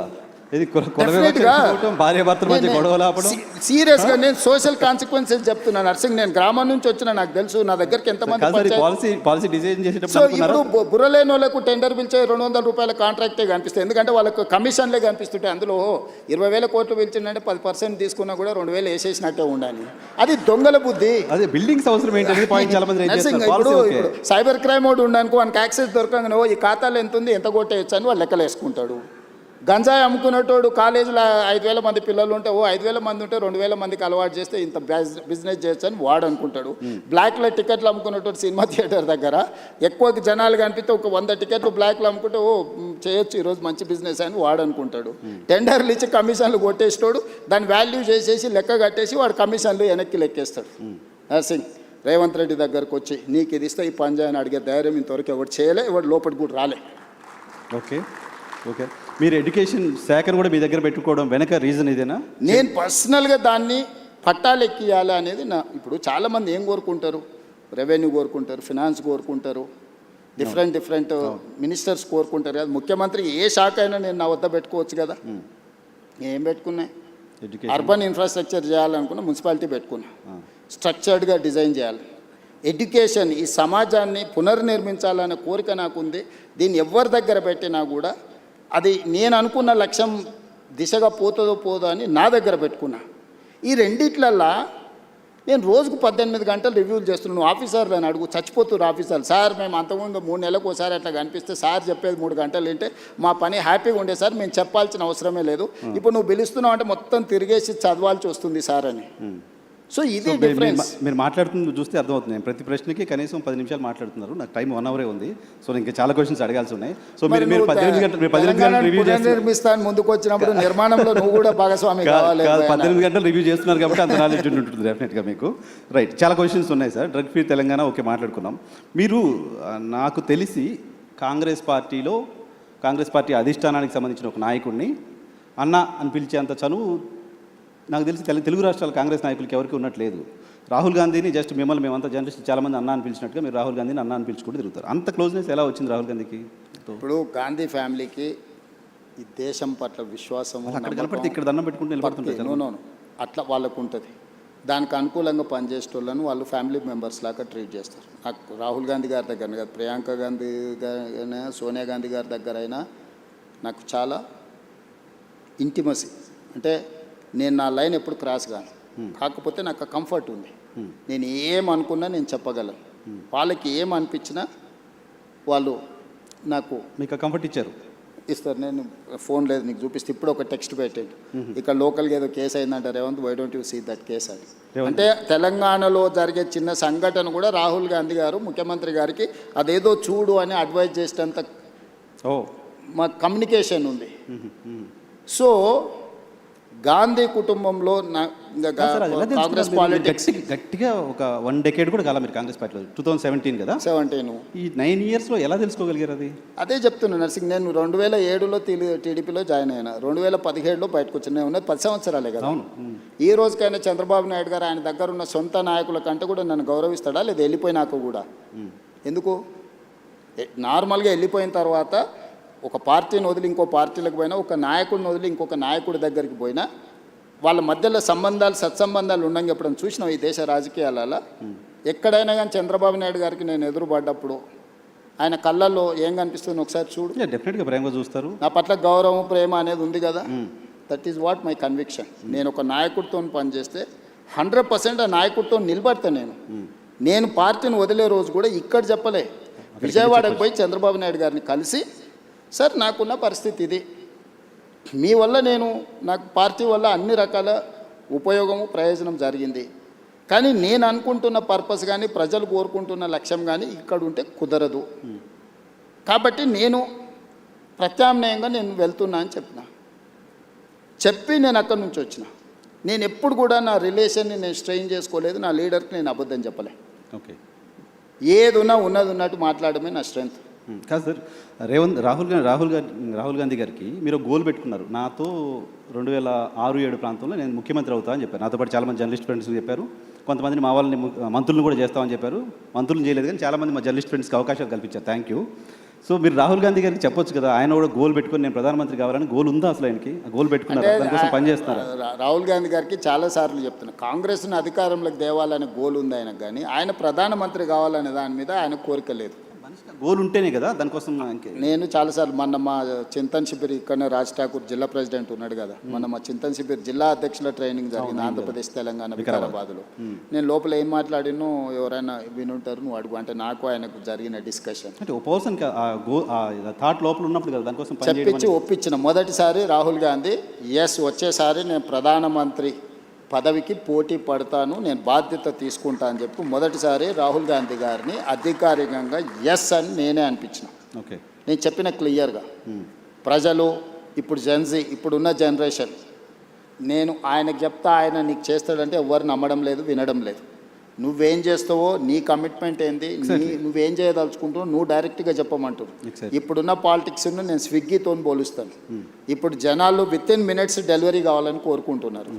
పొద్దున ఆర్డర్ ఇస్తే రాత్రికి వచ్చే దాని మీద లేరు జనాలు, కావాలి కొత్త ఆర్డర్ రెడీగా ఉంటారు. సో స్విగ్గీ పాలిటిక్స్లో ఈరోజు నువ్వు ఎట్లా పర్ఫామ్ చేస్తావు అనే దాని మీదనే ఆధారపడి ఉంటుంది.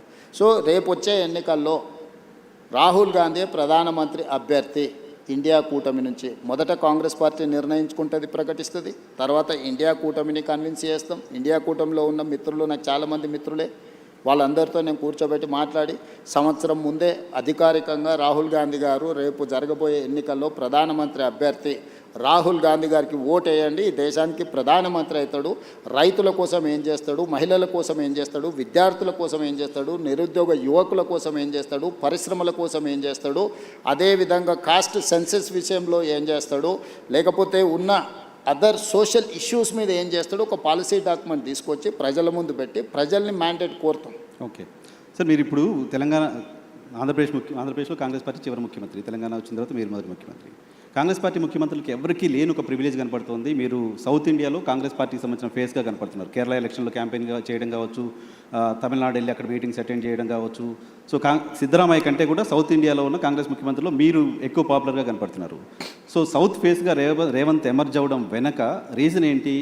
నేషనల్ పాలిటిక్స్ ఇంకేదన్నా మీరు సీఎం కావాలని గోల్ అయిపోయింది, వేరే గోల్ ఏమైనా పెట్టుకున్నారా? లేదు నర్సింగ్, నేను 10 ఇయర్స్ 2034 వరకు ఏ గోల్ లేదు. 1994లో 2 సార్లు తెలుగుదేశం పార్టీకి అధికారం ఇచ్చారు. 2004 నుంచి 2 సార్లు కాంగ్రెస్ పార్టీకి అధికారం ఇచ్చారు. 2014 నుంచి 2 సార్లు బీఆర్ఎస్కి అధికారం ఇచ్చారు. 2024 నుంచి 2 సార్లు నాకు అధికారం ఇస్తారు ప్రజలు. నాకు స్పష్టత ఉంది.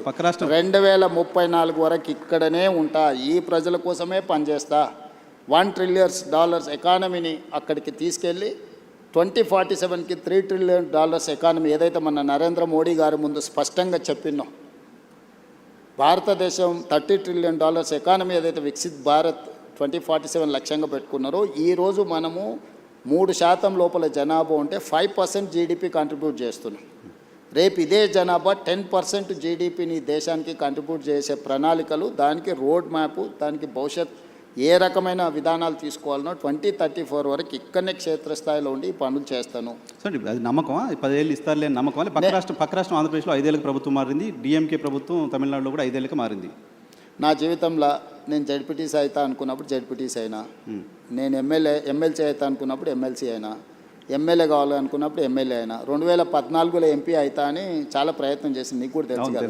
కాకపోతే 19లో అయినా అదే మల్కాజ్గిరి నుంచి, 14లో కూడా మల్కాజ్గిరి నుంచి అవుతా అని చెప్పింది, తెలుసు కదా. అక్కడ మిస్ అయినా కూడా 19లో మళ్ళీ అక్కడి నుంచి అయినా.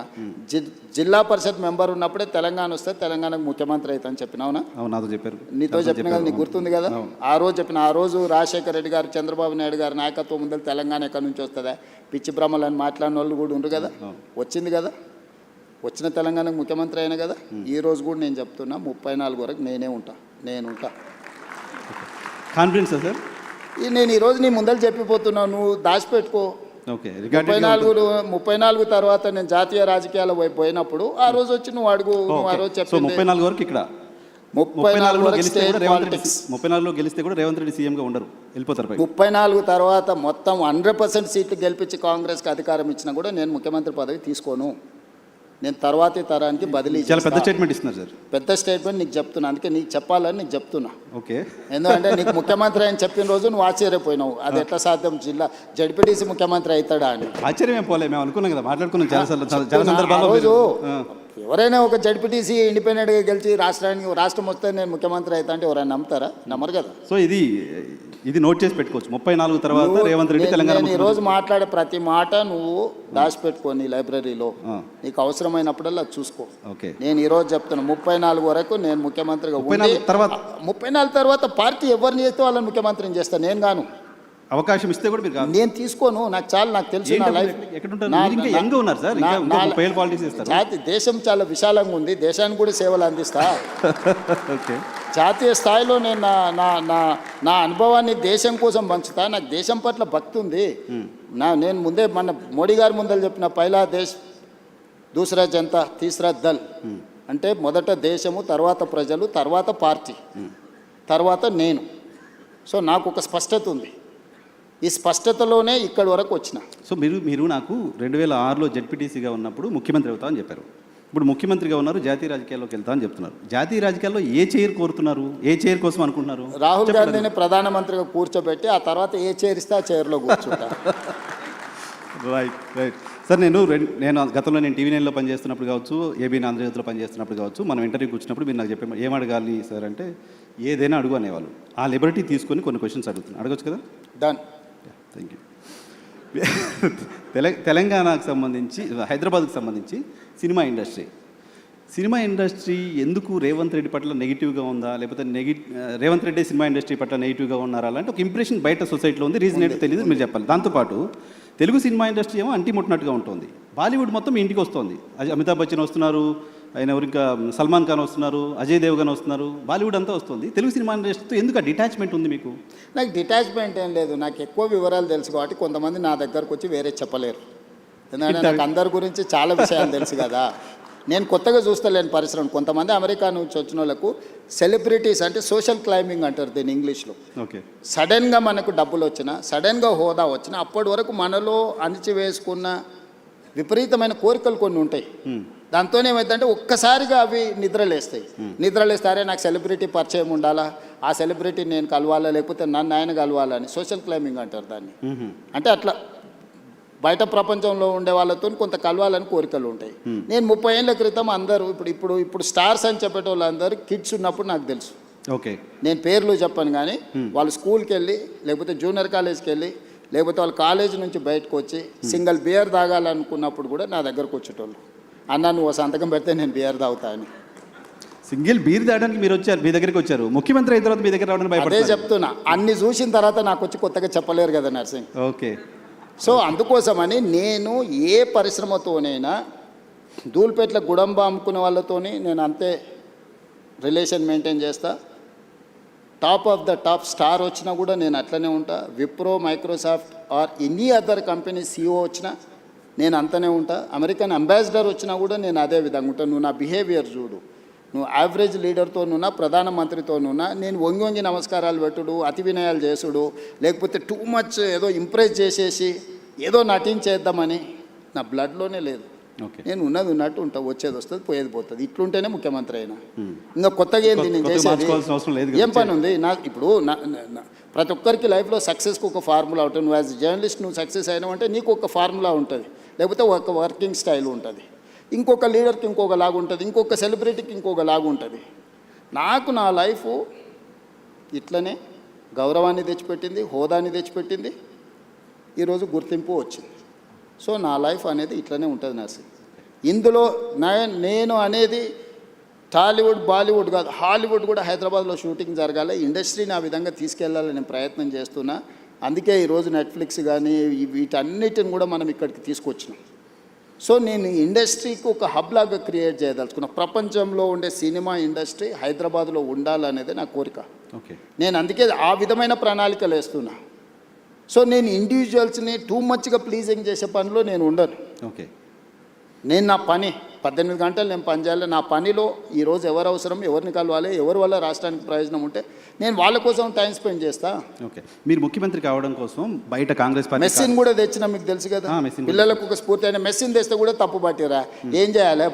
నేను మైదానంలో మెస్సిన్ తెచ్చినా కానీ పబ్లో పోయి డ్రగ్స్ కోసం ప్రమోట్ చేయలే కదా.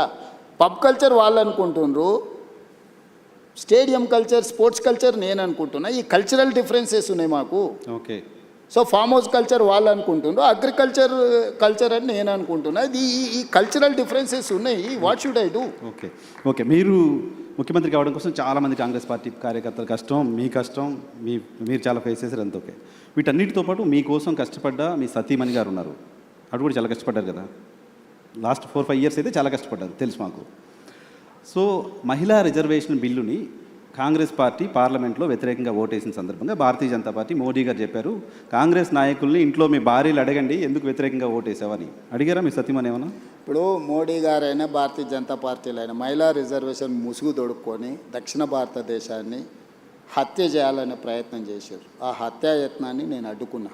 మహిళా రిజర్వేషన్ కానీ నియోజకవర్గాల పునర్విభజనకు ఎలాంటి సంబంధం లేదు. పార్లమెంట్ పెట్టిన బిల్లు సీట్ల పెంపకం అనేదే బిగ్గెస్ట్ సమస్య. సీట్ల పెంపకానికి వాళ్ళు ఎన్నుకున్న విధానాన్ని మాత్రమే మేము వ్యతిరేకించినాం. మహిళా రిజర్వేషన్ 2023లోనే పార్లమెంట్లో బిల్లు వచ్చింది. 100% రాజకీయ పార్టీలు అన్నీ మద్దతు ఇచ్చినాయి, అమలు చేయమను.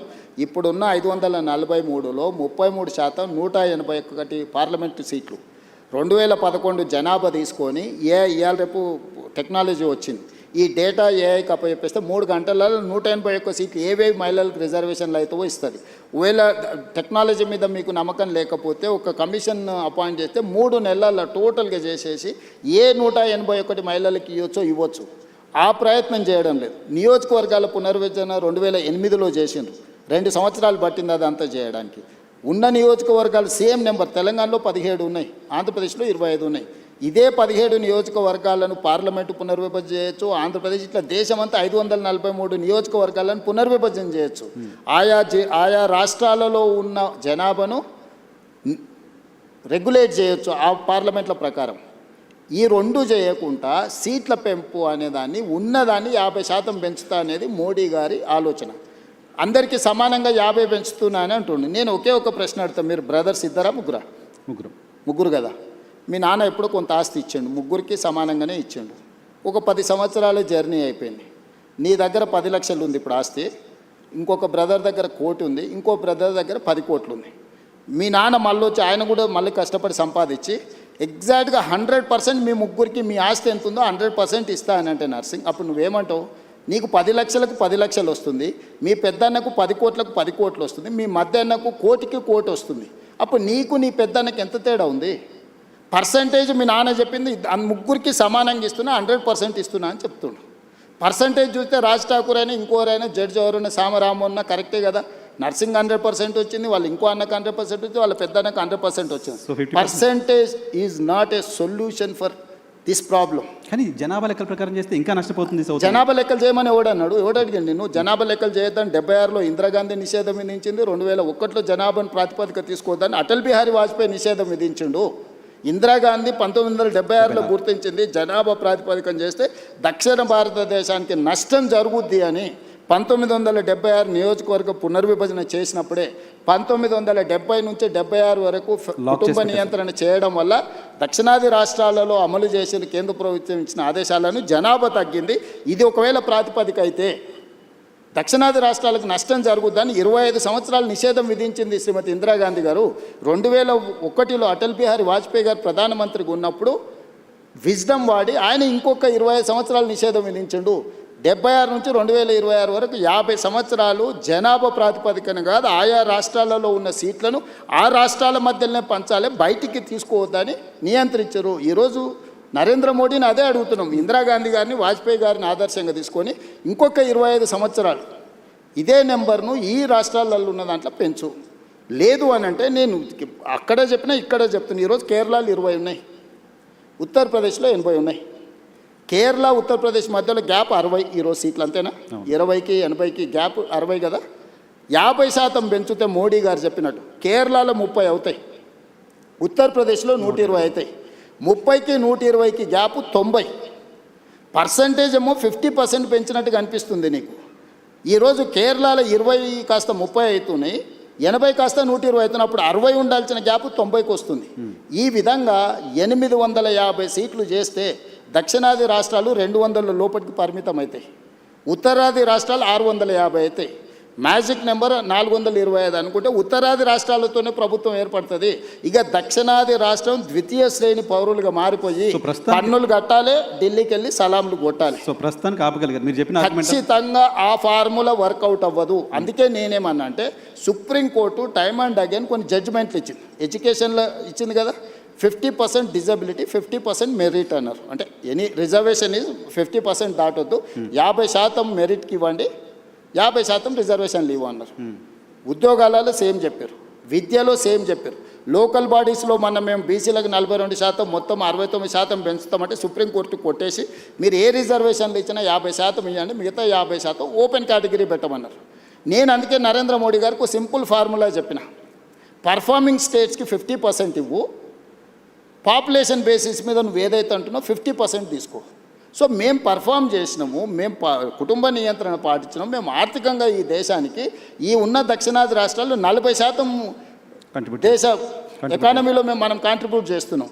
మేము పర్ఫామ్ చేయడం ఎందుకు? మేము కూడా ఉత్తరప్రదేశ్ లాగానో, బీహార్ లాగానో, బెంగాల్ లాగానో పిల్లలను సంతతిని పెంచుకుంటూ వెళ్ళిపోతే ప్రభుత్వము ఇప్పుడు డెవల్యూషన్ కూడా అదే ప్రాతిపదికనిస్తుంది. ఇవాళ మనం ₹1 పన్ను కడితే మనకు 42 పైసలు వస్తుంది. బీహార్ ₹1 కడితే పన్ను ₹6.50 పోతుంది. ఉత్తరప్రదేశ్కు ₹3.50 పోతుంది. మధ్యప్రదేశ్కు ₹2.50 పోతుంది. నేను అడుగుతున్న ఈ దేశంలో కష్టపడి సంపాదించే పన్నులు కట్టేటోనేమో నువ్వు శిక్షిస్తావు, దుబారగా తిరిగేటోడు, గాలికి తిరిగేటోడు, ఏ పని చేయనోడు, ఎందుకు కొరగానోనికి నువ్వు అడ్డగోలుగా డబ్బులు ఇచ్చుకుంటూ పోతున్నావు. ఎన్ని రోజులు భరించాలి? ఆంధ్ర తెలంగాణ పంచాయతీ ప్రస్తుతానికైతే ఆగిపోయింది కాబట్టి మనం పొలిటికల్ సప్రెషన్ ఇది చివరికి రాజకీయ వివక్షగా మారుతుంది. ఆంధ్రప్రదేశ్ అంటే దక్షిణాది రాష్ట్రాల 200 సీట్లతోని పని లేకుండానే ఈరోజు 131 ఉన్నాయి. 50% పెరిగితే 196 అవుతాయి. 850లో దక్షిణాది రాష్ట్రాలన్నీ కలిసి కేరళ, తమిళనాడు, తెలంగాణ, ఆంధ్రప్రదేశ్, కర్ణాటక, పాండిచ్చేరి అందరం కలిస్తే కూడా 196 అవుతున్నాం. 850లో 190, 200 తీసేస్తే వాడికి 450 అక్కడనే వచ్చేస్తున్నాయి. తెలంగాణ అంటే ఈ దక్షిణాది దేశ రాష్ట్రాల నుంచి సింగిల్ కంట్రిబ్యూషన్ కూడా అవసరం లేకుండా ప్రభుత్వం వస్తే మంత్రి కాదు కదా, చప్రాసి నౌకరు కూడా ఇయ్యాడు. రైట్ సార్, ఒక 2 క్విక్ క్వశ్చన్స్ ఉన్నాయి, టైం కూడా అయిపోతుంది, మీ టైం చాలా తీసుకున్నాను నేను. సో మహిళల పైన దాడులకు సంబంధించిన అంశంలో తెలంగాణ ప్రభుత్వం పైన చాలా విమర్శలు చేస్తున్నారు. మహిళలపైన దాడులు అరికట్టడంలో ఫెయిల్ అయింది. గతంలో షీ టీమ్స్ ఉండే ఇంకేదో చేశాము. ఇప్పుడు అది ప్రాపర్గా లేదు అనే విమర్శ వస్తుంది. రీసెంట్గా కేంద్ర మంత్రి బండి సంజయ్ గారి కుమారుడికి సంబంధించిన అంశం ఒకటి ఉంది. దానిలో ప్రభుత్వం ప్రాపర్గా యాక్ట్ చేయలేదు లాంటి విమర్శలు మీ ప్రభుత్వం ఫేస్ చేస్తుంది. అంటే నేను అనేది మహిళల దాంట్లో నువ్వు పాత కేసులు ఇప్పుడు క్రైమ్ చూడు, మేము నియంత్రించింది చూడు, గతంలో జరిగిన బ్రూటల్ రేప్స్ కానీ టీఆర్ఎస్ లీడర్లే ఇన్వాల్వ్ అయ్యి మహిళల మీద చేసిన దాడులు కానీ అన్నీ లెక్క తీసుకో. ఎస్, నువ్వు అన్నది బండి సంజయ్ గారి వివాదం జరుగుతుంది. మొట్టమొదట 8th రోజు 8 తారీఖు రోజు రాత్రి 7:30 గంటల 8 గంటల ప్రాంతంలో వాళ్ళ మదర్ పేట్ బషీరాబాద్ పోలీస్ స్టేషన్కి వచ్చి ఒక ఫిర్యాదు చేసింది, మా అమ్మాయి మీద లైంగిక దాడి జరిగింది, మీరు ఫిర్యాదు చేయండి అని. వితిన్ ఏ అవర్ మేము ఫోక్సో కేసులు కట్టి తల్లి ఇచ్చిన స్టేట్మెంట్ మీద రికార్డ్ చేసినాం. ఒక కంప్లైంట్ వచ్చినాక 24 గంటల లోపల ఆ అమ్మాయి బాధితురాలి స్టేట్మెంట్ తీసుకోవాలి. ఇక్కడ ఆ అమ్మాయి మైనర్ అనేది ఎవరు ప్రూవ్ చేయాలా? ఇమ్మీడియట్గా అమ్మాయితోనే వెళ్ళి స్టేట్మెంట్ తీసుకొని సెక్షన్స్ ఆల్టర్స్ చేసినాం. 10th రోజు ప్రధానమంత్రి ఇక్కడికి వచ్చింది. మేము ఎక్కడికి వెళ్ళాలి? ప్రధానమంత్రికి 9-10 తారీఖు 10,000 మంది పోలీసులతో రక్షణ కల్పించాల్సి వచ్చింది. ప్రధానమంత్రి గారు ఒక్క ప్రోగ్రామ్ అటెండ్ కావాలి, 6 ప్రోగ్రాంలు అటెండ్ అయ్యారు. హైటెక్ సిటీ కావచ్చు, సింధు హాస్పిటల్ కావచ్చు, పవన్ కళ్యాణ్ కావచ్చు, చంద్రబాబు నాయుడు గారు కావచ్చు, బేగంపేట కావచ్చు, పరేడ్ గ్రౌండ్లో పబ్లిక్ మీటింగ్. వేలాది మంది కార్యకర్తలు వచ్చినప్పుడు సిస్టమ్ మొత్తము 4 days కంటిన్యూస్గా 10,000 పోలీసు ఈ మొత్తం కమిషనరేట్లలో అందరూ అక్కడనే డిప్లాయ్ చేయాల్సి వచ్చింది. Prime minister security. చిన్న మిస్టేక్ జరిగితే ఏం జరుగుతుందో నీకు తెలియదేముంది. అందులో హైదరాబాద్ హై సెన్సిటివ్ సిటీ. రకరకాల దేశంలో ఏ మూలన ఐఎస్ఐ దాడులు జరుగుతూ కూడా దాని మూలాలు అప్పుడప్పుడు హైదరాబాద్లో వెళ్తూ ఉంటాయి. సో ప్రధానమంత్రి పర్యటనను చాలా సీరియస్గా తీసుకొని 10th రోజు 11th పొద్దున్నే ఇమ్మీడియట్గా సెక్షన్స్ ఆర్డర్స్ చేసి ఇమ్మీడియట్గా వాళ్ళ ఇంటికి వెళ్ళి నోటీస్ ఇచ్చినాం. ఇప్పుడు దాంట్లో అమ్మాయి డేట్ ఆఫ్ బర్త్ ఇష్యూస్ మీద 2 రకాల ఆరోపణలు ఉన్నాయి. 2 రకాల ఆరోపణలు ఉన్నప్పుడు ఇప్పుడు బండి సంజయ్ వాళ్ళ కొడుకు కూడా పోయి పోలీస్ స్టేషన్లో అంతకంటే ముందే కంప్లైంట్ ఇచ్చిన. వాళ్ళు కంప్లైంట్ ఇచ్చిన తర్వాత 2 గంటల తర్వాత వీళ్ళు వచ్చి కంప్లైంట్ ఇచ్చారు. ఇప్పుడు అతను ఇచ్చిన కంప్లైంట్ కరీంనగర్లో ఇచ్చిండు, వీళ్ళు ఇచ్చిన కంప్లైంట్ సైబరాబాద్లో ఇచ్చిండు. కంప్లైంట్స్ను బేరీజు వేసుకోవడమే కాకుండా ఇప్పుడు అందులో ఉన్న ఆరోపణలని ఆ అమ్మాయి స్టేట్మెంట్ తీసుకోకుండా ఫోక్సో కేసులో పర్టికులర్గా మైనర్ గర్ల్ విషయంలో అమ్మాయి స్టేట్మెంట్ తీసుకోకుండా ముందుకు వెళ్ళడానికి లేదు. ఇమ్మీడియట్గా అమ్మాయి స్టేట్మెంట్ తీసుకొని సెక్షన్స్ ఆల్టర్స్ చేసి ఇమ్మీడియట్గా నోటీస్ ఇస్తే అతను అబ్స్కాండ్లో ఉన్నాడు. సో ఈరోజు మేము చేస్తున్న దాంట్లో చట్టబద్ధంగా ఒకవేళ అడావిడికి వెళ్ళి మేము ఇంటి మీద పడి 1,000 మంది పోలీసులను పంపిస్తే మీరేమంటారు? రాజకీయ వివక్ష. ప్రధానమంత్రి సభ విజయవంతమైనందుకు రేవంత్ రెడ్డి గారు భారతీయ జనతా పార్టీకి భయపడిపోయి బండి సంజయ్ మీద పోలీసులతో దాడులు చేయించడానికి మళ్ళీ మీరే మాట్లాడేటోళ్ళు. సో ఇప్పుడు ఎవరికి మా ప్రభుత్వంలో నేను మీకు చెప్తున్నా, అది సినిమా స్టార్లు అయినా సరే, ప్రజాప్రతినిధులైనా సరే, వాళ్ళ పిల్లలైనా సరే, ఎవ్వరికి మినహాయింపు లేదు. మీరు నన్ను చూసిండ్రు. సినిమా తారల విషయంలో ఎట్లా వ్యవహరించినా ప్రజాప్రతినిధులు డ్రగ్స్లలో దొరికితే ఏ రాష్ట్రంలోనైనా ఏ పార్టీలైనా నేను ఏ విధంగా తీసుకొచ్చినా ఇందులో కూడా ఎలాంటిది లేదు. ఇది మైనర్ గర్ల్ ఇష్యూ. మేము గట్టిగా చెప్పడానికి లేదు, ఎట్లా పడితే అట్లా వ్యవహరించడానికి లేదు. ఆ బాధిత కుటుంబానికి రాష్ట్ర ముఖ్యమంత్రిగా నేను న్యాయం చేస్తానని ఒక హామీ ఈ వేదిక నుంచి ఇవ్వగలుగుతారా సార్? నేను అనేది ఎవరైతే నేరస్తులు ఉందో 100% శిక్షించే బాధ్యత నాది. హోంశాఖనే కాదు, నేను ముఖ్యమంత్రిని. నేను పక్కడ్బందీగా ప్రణాళిక చేస్తున్నా. నేను ఒకవేళ సహాయం చేయాలనుకుంటే ఫోక్సో కేసే పెట్టాను కదా నర్సింగ్. ఫోక్సో కేసు పెట్టి నాకు కంప్లైంట్ వచ్చిన గంటలో ఫోక్సో కేసు పెట్టినా అంటే what is my commitment? POCSO case ఎందుకు పెడతాం? ఏదో అమ్మాయి వచ్చింది, మదర్ వచ్చింది, మదర్ కంప్లైంట్తోని ఫోక్సో కేసులు పెట్టడం సీరియస్ సెక్షన్స్ పెట్టలేము. బాధితురాలి యొక్క స్టేట్మెంట్ తీసుకున్న తర్వాతనే మనం చేయాలి. ఈ చట్టంలో ఉన్న నిబంధన. సో ఇప్పుడు కొన్నిసార్లు మైనర్ పిల్లలు ప్రేమించుకుంటారు. వాళ్ళ ప్రేమ విషయం తల్లిదండ్రులకు నచ్చకపోతే తల్లిదండ్రులు కొన్నిసార్లు కోపానికి వస్తారు, కొన్నిసార్లు డిఫరెంట్గా వాటి మీద ఒత్తిడి తీసుకొస్తుంటారు. ప్రభుత్వం అనేది అసర్టైన్ చేసుకోవాలి కదా. దట్టు ఒక ప్రధానమంత్రి వచ్చే ముందలా వచ్చిన 2 ఫిర్యాదులు, అక్కడనేమో హానీ ట్రాప్ అని బండి సంజయ్ కుటుంబం కేసు పెట్టింది, ఇక్కడేమో మైనర్ అమ్మాయి మీద లైంగిక దాడి జరిగిందని వీళ్ళు కేసు పెట్టారు. రెండింటిని పరిశీలించడానికి పోలీసులు కనీసం 24 గంటలని పడితే వాళ్ళు ఇచ్చింది రాత్రిపూట. ఒక ఆయన 8 తారీఖు 5 గంటలకు ఇస్తే ఇంకొకరు 8 తారీఖు 9 గంటలకు ఇచ్చారు. 9 తారీఖు నాడు ఎంబడే మేము రంగంలో దిగి పోలీసులు మొత్తం తీసుకొని మొత్తం స్టేట్మెంట్స్ రికార్డ్ చేసి సెక్షన్స్ ఆల్టర్ చేసిన 9 తారీఖు. 10 తారీఖు నాడు ప్రధానమంత్రి మొత్తం నేను పర్యటనలో ఉన్న మొత్తం వ్యవస్థ ఉంది. 11 పొద్దున్నే నేను సమీక్ష చేసి ఒక ఉమెన్ ఐపీఎస్ ఆఫీసర్ని అపాయింట్ చేసి కంప్లీట్గా డీటెయిల్ చేసి సెక్షన్స్ ఆల్టర్ చేసి బండి సంజయ్ ఇంటికే కాదు, బండి సంజయ్ బావమరిది ఇంటికి ఢిల్లీలో కూడా అందరినీ 5 పోలీస్ టీంలను ఈరోజు పంపించినాం. ఎక్కడన్నా ప్రభుత్వం కేసుని ఏమైనా డైల్యూట్ చేసిందా?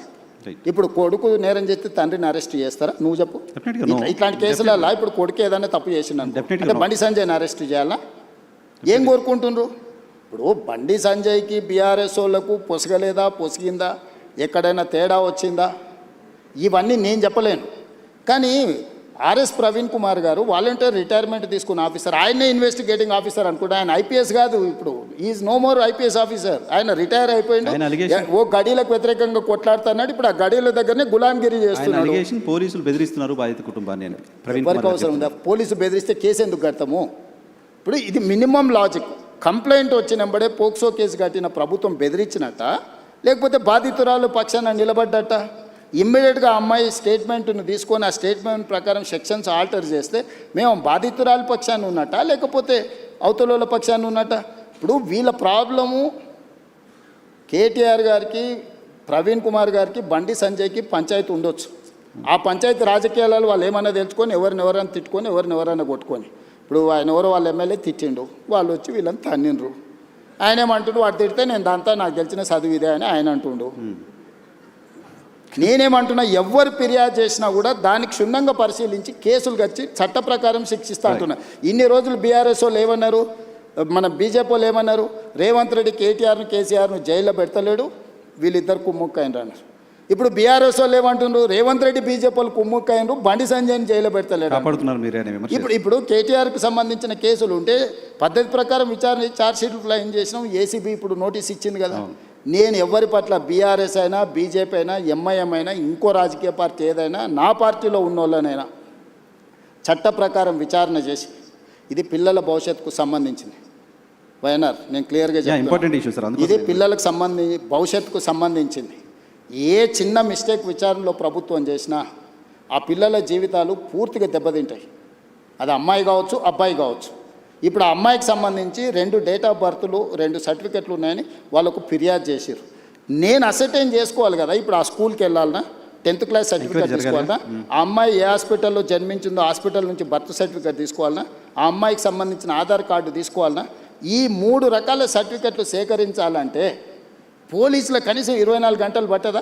ఆ అమ్మాయి చదువుకున్న స్కూల్ ఎక్కడుందో ఫస్ట్ మేము కనుక్కోవాలన్నా, ఆ అమ్మాయి ఆధార్ కార్డు ఎక్కడుందో తీసుకోవాలన్నా, ఆ అమ్మాయి ఏ హాస్పిటల్లో జన్మించిందో వివరాలు సేకరించాలన్నా, ఇవన్నీ తీసుకోకుండా నేను ఎట్లా ఒకవేళ కేసు కట్టిన అనుకో, రేపు ఒకవేళ ఇప్పుడు వాళ్ళు చెప్తున్నాడు వాళ్ళ దగ్గర ఏదైనా ఆధారం ఉందనుకో, అమ్మాయి మేజర్ అని, నువ్వేమంటావు?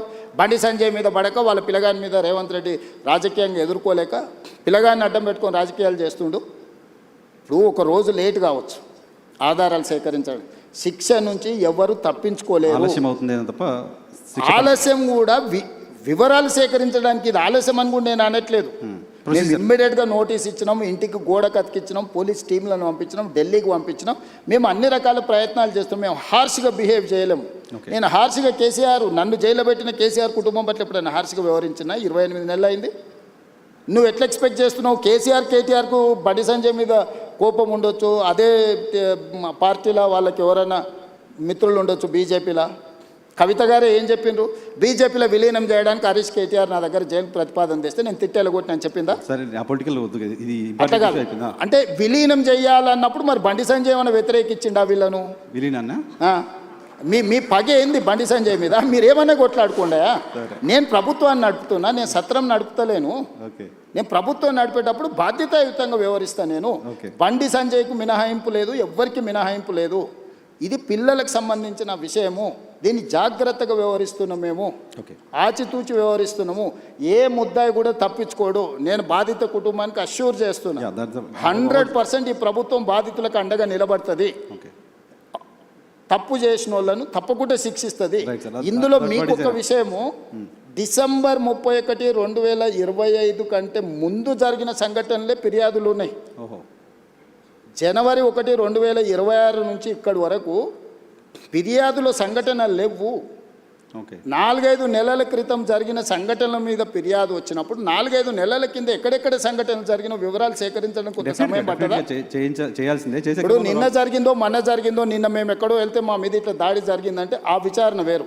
డిసెంబర్ 31 నైట్ ఇక్కడ సంఘటన జరిగింది, October so and so date నాడు ఇక్కడ సంఘటన జరిగింది, ఆగస్టులో సో అండ్ సో డేట్ నాడు ఈ సంఘటన ఇట్లా కొన్ని వాళ్ళు కోట్ చేస్తున్నారు. 4 నెలల వెనక్కి వెళ్ళి జరిగిన సంఘటనలని సేకరించాలంటే మేము టెక్నాలజీని వాడాలి. టెలిఫోన్ టవర్స్, అమ్మాయి అబ్బాయి టవర్స్ ఒక దగ్గర ఉన్నాయా లేవా సిగ్నల్స్, లేకపోతే ఎక్కడైతే వెళ్ళిందో అక్కడ ఏమైనా సీసీ కెమెరాలు ఉన్నాయా, అక్కడ ఏమైనా ఫుటేజ్ ఉందా? సార్ మీ పోలీస్ విచారణ అంతా ఓకే. అరే మరి అంటే మీరు సింపుల్గా definitely ఎందుకు అర్జెంటుగా తీసుకొచ్చేసి కోదండం ఎక్కించి కొడతలేరు, సంజయ్ కొడుకును ఊరేస్తలేరు? ఈ అంటే ఏమంటారు, ఇది ఇది ఎట్లా ఆన్సర్ చేయాలి నేను? సరే, దాని గురించి ఎక్కువ డిస్కషన్ ఉంది. ఒకటి జనరల్గా ఆన్సర్ చేయాల్సింది ఏంటంటే, భారత హోంశాఖ మంత్రి కొడుకు కేసు అయిన తర్వాత పారిపోవడం ఏంటి? అది చాలా తప్పు. అది బండి సంజయ్ గారు నైతిక బాధ్యత తీసుకొని కొడుకుని ఎంబడే విచారణకు పంపించాలి. నేను కూడా సూచన చేస్తున్న ప్రజాప్రతినిధిగా ధైర్యంగా ఎదుర్కోవాలి. పారిపోతే పరిష్కారం కాదు కదా. నేను బండి సంజయ్కి సూచన చేస్తున్నా. బండి సంజయ్ కూడా కష్టపడి కింది నుంచి కార్యకర్త నుంచి అక్కడికి వచ్చిండు. కొడుకు తప్పిదం వల్ల ఆయనకు తలవంపులు వచ్చినాయి. కానీ నిలబడి తప్పైనా ఒప్పైనా నిలబడి జవాబు చెప్పాల్సిన బాధ్యత ప్రజాప్రతినిధిగా బండి సంజయ్ మీద ఉంది. దాని నుంచి ఆ బాధ్యత నుంచి బండి సంజయ్ తప్పించుకోలేడు. నేను ఈ వేదిక మీద నుంచి బండి సంజయ్ గారికి సూచన చేస్తున్నా, తక్షణమే నీ కొడుకుని తీసుకొచ్చి పోలీస్ స్టేషన్లో నువ్వే అప్పచెప్పు. దానివల్ల నీ గౌరవం పెరుగుతుంది సమాజంలో. విచారణను ఎదుర్కోమనండి. తప్పో ఒప్పో విచారణ అధికారులు తెలుసా, నిజాయితీ కలిగిన అధికారులను వేసిన విచారణ ఎదుర్కొని నిలబడు. అంతే తప్ప పారిపోతే ఆదర్శంగా ఉండాలి. ఇప్పుడు మేము ఇవన్నీ ఇవన్నీ అసర్టైన్ చేసుకున్న తర్వాత కంప్లీట్గా అగ్రెసివ్గా పోలీస్ బిహేవ్ చేస్తారు. ఇప్పుడు ఇవన్నీ అసర్టైన్ చేసుకొని నోటీసులు ఇచ్చినాం, వాళ్ళకి సమయం ఇచ్చినాం. ఆ నోటీస్ సమయం లోపల వాళ్ళు స్పందిస్తారని ఆశయం. స్పందించకపోతే పోలీస్ రకంగా వ్యవహరిస్తుంది. దీంట్లో 2 రోజులు వాయిదా వేసుకోవడం వల్ల వాళ్ళకు వచ్చే లాభం ఏం లేదు. నిలబడి విచారణను ఎదుర్కొంటే వాళ్ళ గౌరవమైన పెరుగుతుంది రాజకీయంగా. రైట్ సార్ మీ టైం కూడా అయిపోయింది. జస్ట్ క్విక్గా 2 క్వశ్చన్స్ తీసుకొని క్లోజ్ చేస్తారు. క్వశ్చన్ ఏంటంటే, మోదీ గారు మొన్న హైదరాబాద్కి వచ్చినప్పుడు హంసే జుడ్జావ్ అన్నారు మిమ్మల్ని. దానికి మీరు డైరెక్ట్గా ఆన్సర్ చెప్పకుండా చిట్ చాట్లో ఏదో చెప్పి వదిలేశారు. ఇక్కడ ఆన్ రికార్డ్ కెమెరాలు ఏం చెప్పారు ఆయన? కలిసి నడవమంటే దాని అర్థం ఏంటి? మేము మాట్లాడుకున్నది మీరు పొలిటీషియన్ మాత్రమే కాదు, పొలిటికల్ అనలిస్ట్ కూడా కదా. మీకు ఎలా అనిపించింది? అధికారిక కార్యక్రమంలో ఒక రాష్ట్ర ప్రభుత్వం, కేంద్ర ప్రభుత్వం అధికారిక కార్యక్రమంలో ప్రధానమంత్రిగా వారు, ముఖ్యమంత్రిగా నేను అందులో పాల్గొన్నాను. మొదట నేను మాట్లాడినప్పుడు నేను వారికి రాష్ట్రంలో ఉన్న పరిస్థితులు, ప్రధానమంత్రి మన్మోహన్ సింగ్ గారు ఉన్నప్పుడు ఆయన గుజరాత్ ముఖ్యమంత్రి, వారి సహకారం వల్ల 10 సంవత్సరాలలో గుజరాత్ మోడల్ అని తయారు చేసి దేశానికి ఒక గొప్ప విధానాన్ని అందించినామని వాళ్ళు చెప్పుకుంటున్నారు. మరి మన్మోహన్ సింగ్ గారు అంత మెగ్నానిమిటీ చూపిస్తే నువ్వు గుజరాత్ మోడల్ తయారు చేయగలిగినావు కదా ముఖ్యమంత్రిగా. ఈరోజు మీరు మోడీ గారు ప్రధానమంత్రిగా ఉన్నారు. మా తెలంగాణ ప్రజలు నా నుంచి కూడా తెలంగాణ మోడల్ ఎక్స్పెక్ట్ చేస్తున్నారు. ఆనాడు మోడీ గారు మీకు అందించిన సహకారం ఈనాడు మోడీ గారు రేవంత్ రెడ్డికి అందించాలి. దాంతో ఈ దేశ ఆర్థిక వ్యవస్థలో 10% మేము కాంట్రిబ్యూట్ చేస్తాం, నీ సహకారం మాకు కావాలి స్పష్టంగా నేను చెప్పిన. అప్పుడు ఆయన వికసిత్ భారత్ గురించి చెప్పి ముజే జోడ్జా నువ్వు ఏదైతే అంటే ఆ రోజుల్లో ఇచ్చినట్టు ఇస్తే నీకు సగమే వస్తాయి అన్నాడు. ఆ రోజున్న రూపాయి మారకం విలువ ఈరోజు ఇప్పుడే టీవీలో చూసిన 97 రూపాయలు అయినట్టుంది డాలర్. ఆ రోజు ఎంత ఉంది? 45 రూపాయలు 50 రూపాయలు ఉంది. సో ఈ కంపారిజన్ ఆర్థిక వ్యవస్థ బడ్జెట్ విన్నాం సార్ మేము. కానీ ఆయన రేవంతాజీ అని పాజిచ్చి పర్టికులర్గా మాట్లాడాడు. అది అంటే రాష్ట్ర ప్రభుత్వం గత 10 సంవత్సరాలు కేసీఆర్ గారు ఏ రోజు కూడా సహకరించలేదు, సహకారం తీసుకోలేదు, కేంద్ర ప్రభుత్వంతో కలిసి రాలేదు, మాకు అనుమతులు అడగలేదు, మమ్మల్ని నిధులు అడగలేదు. జస్ట్ అప్కే ప్యార్ రహేతో బస్ హై ప్యార్ మే మై మర్ జాऊंगा అని చెప్పి మెదక్లో ఒకసారి అన్నాడు. ఆయన ప్రేమ అడిగిండు, నువ్వు మాత్రం నిధులు అడుగుతున్నావు, నిధులు అడగాలంటే మాతో కలిసి ఉండాలన్నాడు. నేను కూడా కలిసి ఉంటా, కలిసి పనిచేద్దాం. వికసిత్ భారత్ నీకుంది, తెలంగాణ రైజింగ్ నాకుంది. ఈ 2 కలిస్తేనే ఈ దేశం, రాష్ట్రాల అభివృద్ధి జరగకుండా దేశం అభివృద్ధి జరగదని నేను చెప్పిన, ఆయన కూడా అదే ఆమోదించను. మా మధ్యలో 2 ప్రభుత్వాల యొక్క సహకారము, పాలసీ పెరాలసిస్ లేకుండా పాలసీ ఎక్స్చేంజ్ చేసుకోవడానికి అవసరమైన ప్రణాళికలు మాట్లాడుకున్నాము. మోడీ గారికి నా కమిట్మెంట్ తెలుసు పాలిటిక్స్లో, ప్లస్ నేను నడుపుతున్న ప్రభుత్వం విధానం కూడా ఆయనకు తెలుసు.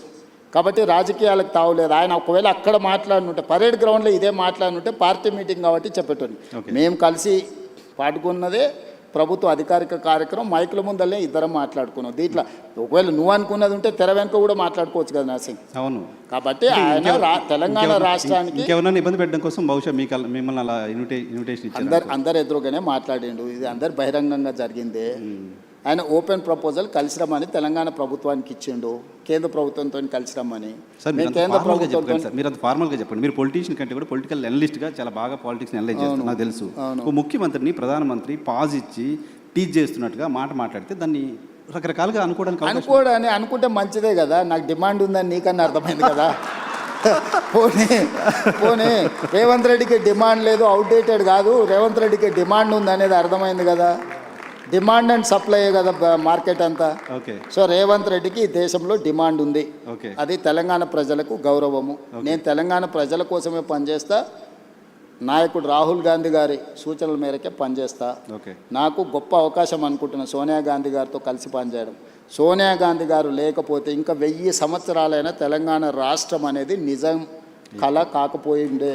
డెఫినెట్గా సోనియా గాంధీ గారు తెలంగాణ ఇచ్చిండ్రు కాబట్టి ఆ కృతజ్ఞతతోనైనా ఈ తెలంగాణ సమాజం తరఫున సోనియా గాంధీ గారితో కలిసి పనిచేయాలనేది నా భావన. నేను 2017లో కాంగ్రెస్లో చేరినప్పుడు రాష్ట్రంలో అధికారంలో లేదు, కేంద్రంలో అధికారంలో లేదు, కనుచూపు మేరలో వస్తుందన్న ఆశ కూడా లేదు ఆ రోజు. మీరు టీడీపీలో చేరినప్పుడు కూడా టీడీపీ అధికారంలో లేదు. సో నేను ఏ రోజు కూడా ఒక రోజు పార్టీ 2007లో నేను చంద్రబాబు నాయుడు గారితో చేరినప్పుడు రాజశేఖర రెడ్డి గారు ఎంత బలమైన నాయకుడు, ప్రభుత్వం ఎంత బలంగా ఉండేనో తెలుసు రాష్ట్రంలో కేంద్రంలో.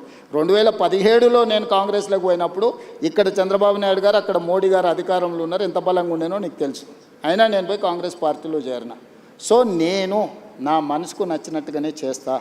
నేను అవకాశాల కోసం అవకాశవాదిగా నేను వ్యవహరించను. నేను పార్టీ మారిన ప్రజలు నన్ను ఎందుకు ఆమోదించను, కాంగ్రెస్ పార్టీ కార్యకర్తలు నన్ను ఎందుకు హక్కున చేర్చుకున్నారంటే నేను నిబద్ధతతోని చేరిన అనేది వాళ్ళు విశ్వసించారు కాబట్టి. ఎగ్జాక్ట్గా 3 ఏళ్లలో నేను పార్టీ ప్రెసిడెంట్ అయినా, 5 ఏళ్లలో ముఖ్యమంత్రిని అయినా, 2.5 సంవత్సరాలు ముఖ్యమంత్రిగా చిన్న వివాదం లేకుండా చిన్న సమస్య లేకుండా ప్రభుత్వాన్ని నడపగలిగిన. సో ఇక్కడ నేను కన్విక్షన్తో చేస్తాను. నేను చేసేటివన్నీ 100% కరెక్ట్ అని నేను చెప్పను. 10 పనులు చేస్తే 3-4 తప్పులు జరుగుతాయి, సరిదిద్దుకొని ముందుకు వెళ్తా. అన్నీ మనం చేసేటప్పుడు మంచి జరగాలనే చేస్తాము. మీరు కూడా ఒక 10 ప్రశ్నలు అడిగినారు, దీంట్లో ఒక 3-4 బ్రహ్మాండంగా ఉంటాయి, ఒక 2-3 యావరేజ్గా ఉంటాయి, ఒక 2-3 కొంతమందికి నచ్చకపోవచ్చు, అవసరమా ఇది అని అనుకోవచ్చు. కాకపోతే ఏం చేయకుంటుంటే ఏ తప్పు జరగదు. 10 పనులు చేస్తే 2 తప్పులు జరుగుతాయి, అవి సవరించుకొని ముందుకెళ్ళాలి. మీ పార్టీ కార్యకర్తల నుంచి చాలామంది చెప్తున్నమాట, మా ముఖ్యమంత్రి హైదరాబాద్లో ఉంటున్నారు, ఎవరినో కలుస్తున్నారు, ఓకే, కానీ జిల్లాల్లోకి ఎప్పుడు వస్తారు, జనాల్లోకి ఎప్పుడు వస్తారు, కార్యకర్తలకు ఎప్పుడు వస్తారు, పాదయాత్ర టైంలో కలిసిన వాళ్ళు కావచ్చు, చాలామంది గ్రాస్ రూట్లో ఏం జరుగుతుందో ముఖ్యమంత్రి తెలుసుకోవాలి, మీరు ఏమన్నా ఇంటర్వ్యూలో ఆ మాట చెప్పండి అని చెప్పారు. డెఫినెట్గా నేను రెగ్యులర్గా నువ్వు చూడు ఎవ్రీ 15-20 డేస్కు జిల్లాల ప్రోగ్రాంలు పెట్టుకొని వెళ్తున్నాను. కాకపోతే ఇక్కడ అధికారులు కానీ నాయకులు కానీ పరిపాలన కానీ అస్తవ్యస్తంగా ఉంది. దీన్ని అత్యంత సమయము ఇక్కడ కేటాయించి దీన్ని పట్టాలెక్కించకుండా మళ్ళీ గ్రామాలకు వెళ్ళినా. ఒకప్పుడు నేను సమస్యల్ని లేవనెత్తడానికి గ్రామాలకు వెళ్ళినా, ఇప్పుడు సమస్యలను పరిష్కరించడానికి వెళ్ళాలి. పరిష్కరించాలా అంటే నాకు నిధులు ఉండాలి. నేను గ్రామానికి వెళ్తే రోడ్డు లేదు, స్కూల్ లేదు, లేకపోతే తాగునీరు లేదు అడిగితే నేను నిధులు అక్కడికక్కడ ఇవ్వాలి. లేకపోతే ఆ జిల్లాలో పెండింగ్ ప్రాజెక్టులను పూర్తి చేయాలి. ఇప్పుడు ఆదిలాబాద్ పోయినా తుమ్మిడేటి ప్రాజెక్ట్ ఉంది, దాన్ని కట్టాలన్నా దాని అనుమతులు తీసుకురావాలన్నా నేను చాలా శ్రమ చేయాల్సి ఉంటుంది. ఇట్లనే నా సొంత జిల్లాల పాలమూరులో అది కల్వకుర్తి కావచ్చు, భీమా కావచ్చు, నెట్టంపాడు కావచ్చు, కోయిల్సాగర్ కావచ్చు, పాలమూరు రంగారెడ్డి కావచ్చు, అన్ని ప్రాజెక్టులు 60-70 ఏళ్ళ నుంచి ఇంకా ఏదో అసంపూర్తితోనే ఉన్నాయి. వీటిని చేయాలంటే ఇప్పుడు నాకు భూసేకరణ కోసమే నిన్నమని ఎన్ని కావాలంటే ఒక 1500 కోట్లు కావాలన్నారు. 1500 కోట్లు ఒక మహబూబ్నగర్లో సాగునీటి ప్రాజెక్టుల భూసేకరణకే కావాలంటే నేను నిధుల సమీకరణ మీద నేను సమయం కేటాయిస్తున్నా. ఇప్పుడు నేను కలవడానికంటే కూడా కలిసినప్పుడు నా దృష్టికి తెచ్చిన సమస్యల్ని పరిష్కరించడం అత్యంత కీలకము. ప్రజలు అది కోరుకుంటున్నారు నా నుంచి. కార్యకర్తలు ఏంటంటే నాతో ఉన్న ఇంటిమసో లేకపోతే నాతో ఉన్న పరిచయమో ఒకసారి కలవాలని. అందుకే నేను మ్యాక్సిమం నా ఇంటికాడ ఎవరు వచ్చినా నేను కలుస్తాను. నా దగ్గర ఏం పెద్ద బ్యారికేడ్స్ ఉండవు, ఇవన్నీ ఏం వ్యవస్థ ఉండదు. నేను ఏ ఇంట్లో ఉన్నానో అదే ఇంట్లో ఉన్నా, జడ్పీటీసీ ఉన్నప్పుడు ఏ ఇంట్లో ఉన్నానో, ముఖ్యమంత్రి అదే ఇంట్లో ఉంటున్నా. అదే విధంగా వచ్చిన వాళ్ళల్లో టీ తాగుతారు, నాతో 5 నిమిషాలు మాట్లాడతారు, పోతారు. సరే వాళ్ళు అడిగిన వాళ్ళు ఇప్పుడు నా దగ్గర పదవి ఇచ్చే అవకాశం ఉంది కాబట్టి పదవులు అడిగితే నేను ఇవ్వలేకపోవచ్చు. ఎందుకంటే ఉన్నాయి లిమిటెడ్, పోటీ ఎక్కువ ఉంటుంది. కాంగ్రెస్ అంటే మరీ ఎక్కువ ఉంటుంది.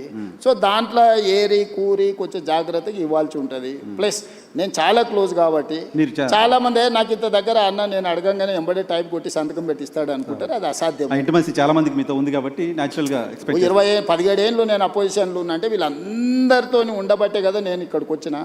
ఎంతమంది పరిచయం ఉంటారు. సో వాళ్ళందరినీ సంతోష పెట్టాలంటే అది చాలా కష్టంతో కూడుకున్న పని. అయినా నా ప్రయత్నం నేను చేస్తున్నాను. ఇప్పటివరకు ఇచ్చిన కార్పొరేషన్లు కానీ, చైర్మన్లు కానీ, ఎమ్మెల్సీలు కానీ, రాజ్యసభలు కానీ నువ్వు తీసుకో. ఇచ్చిన వాళ్ళకు కూడా తెలియదు వాళ్ళకి వచ్చినట్టు.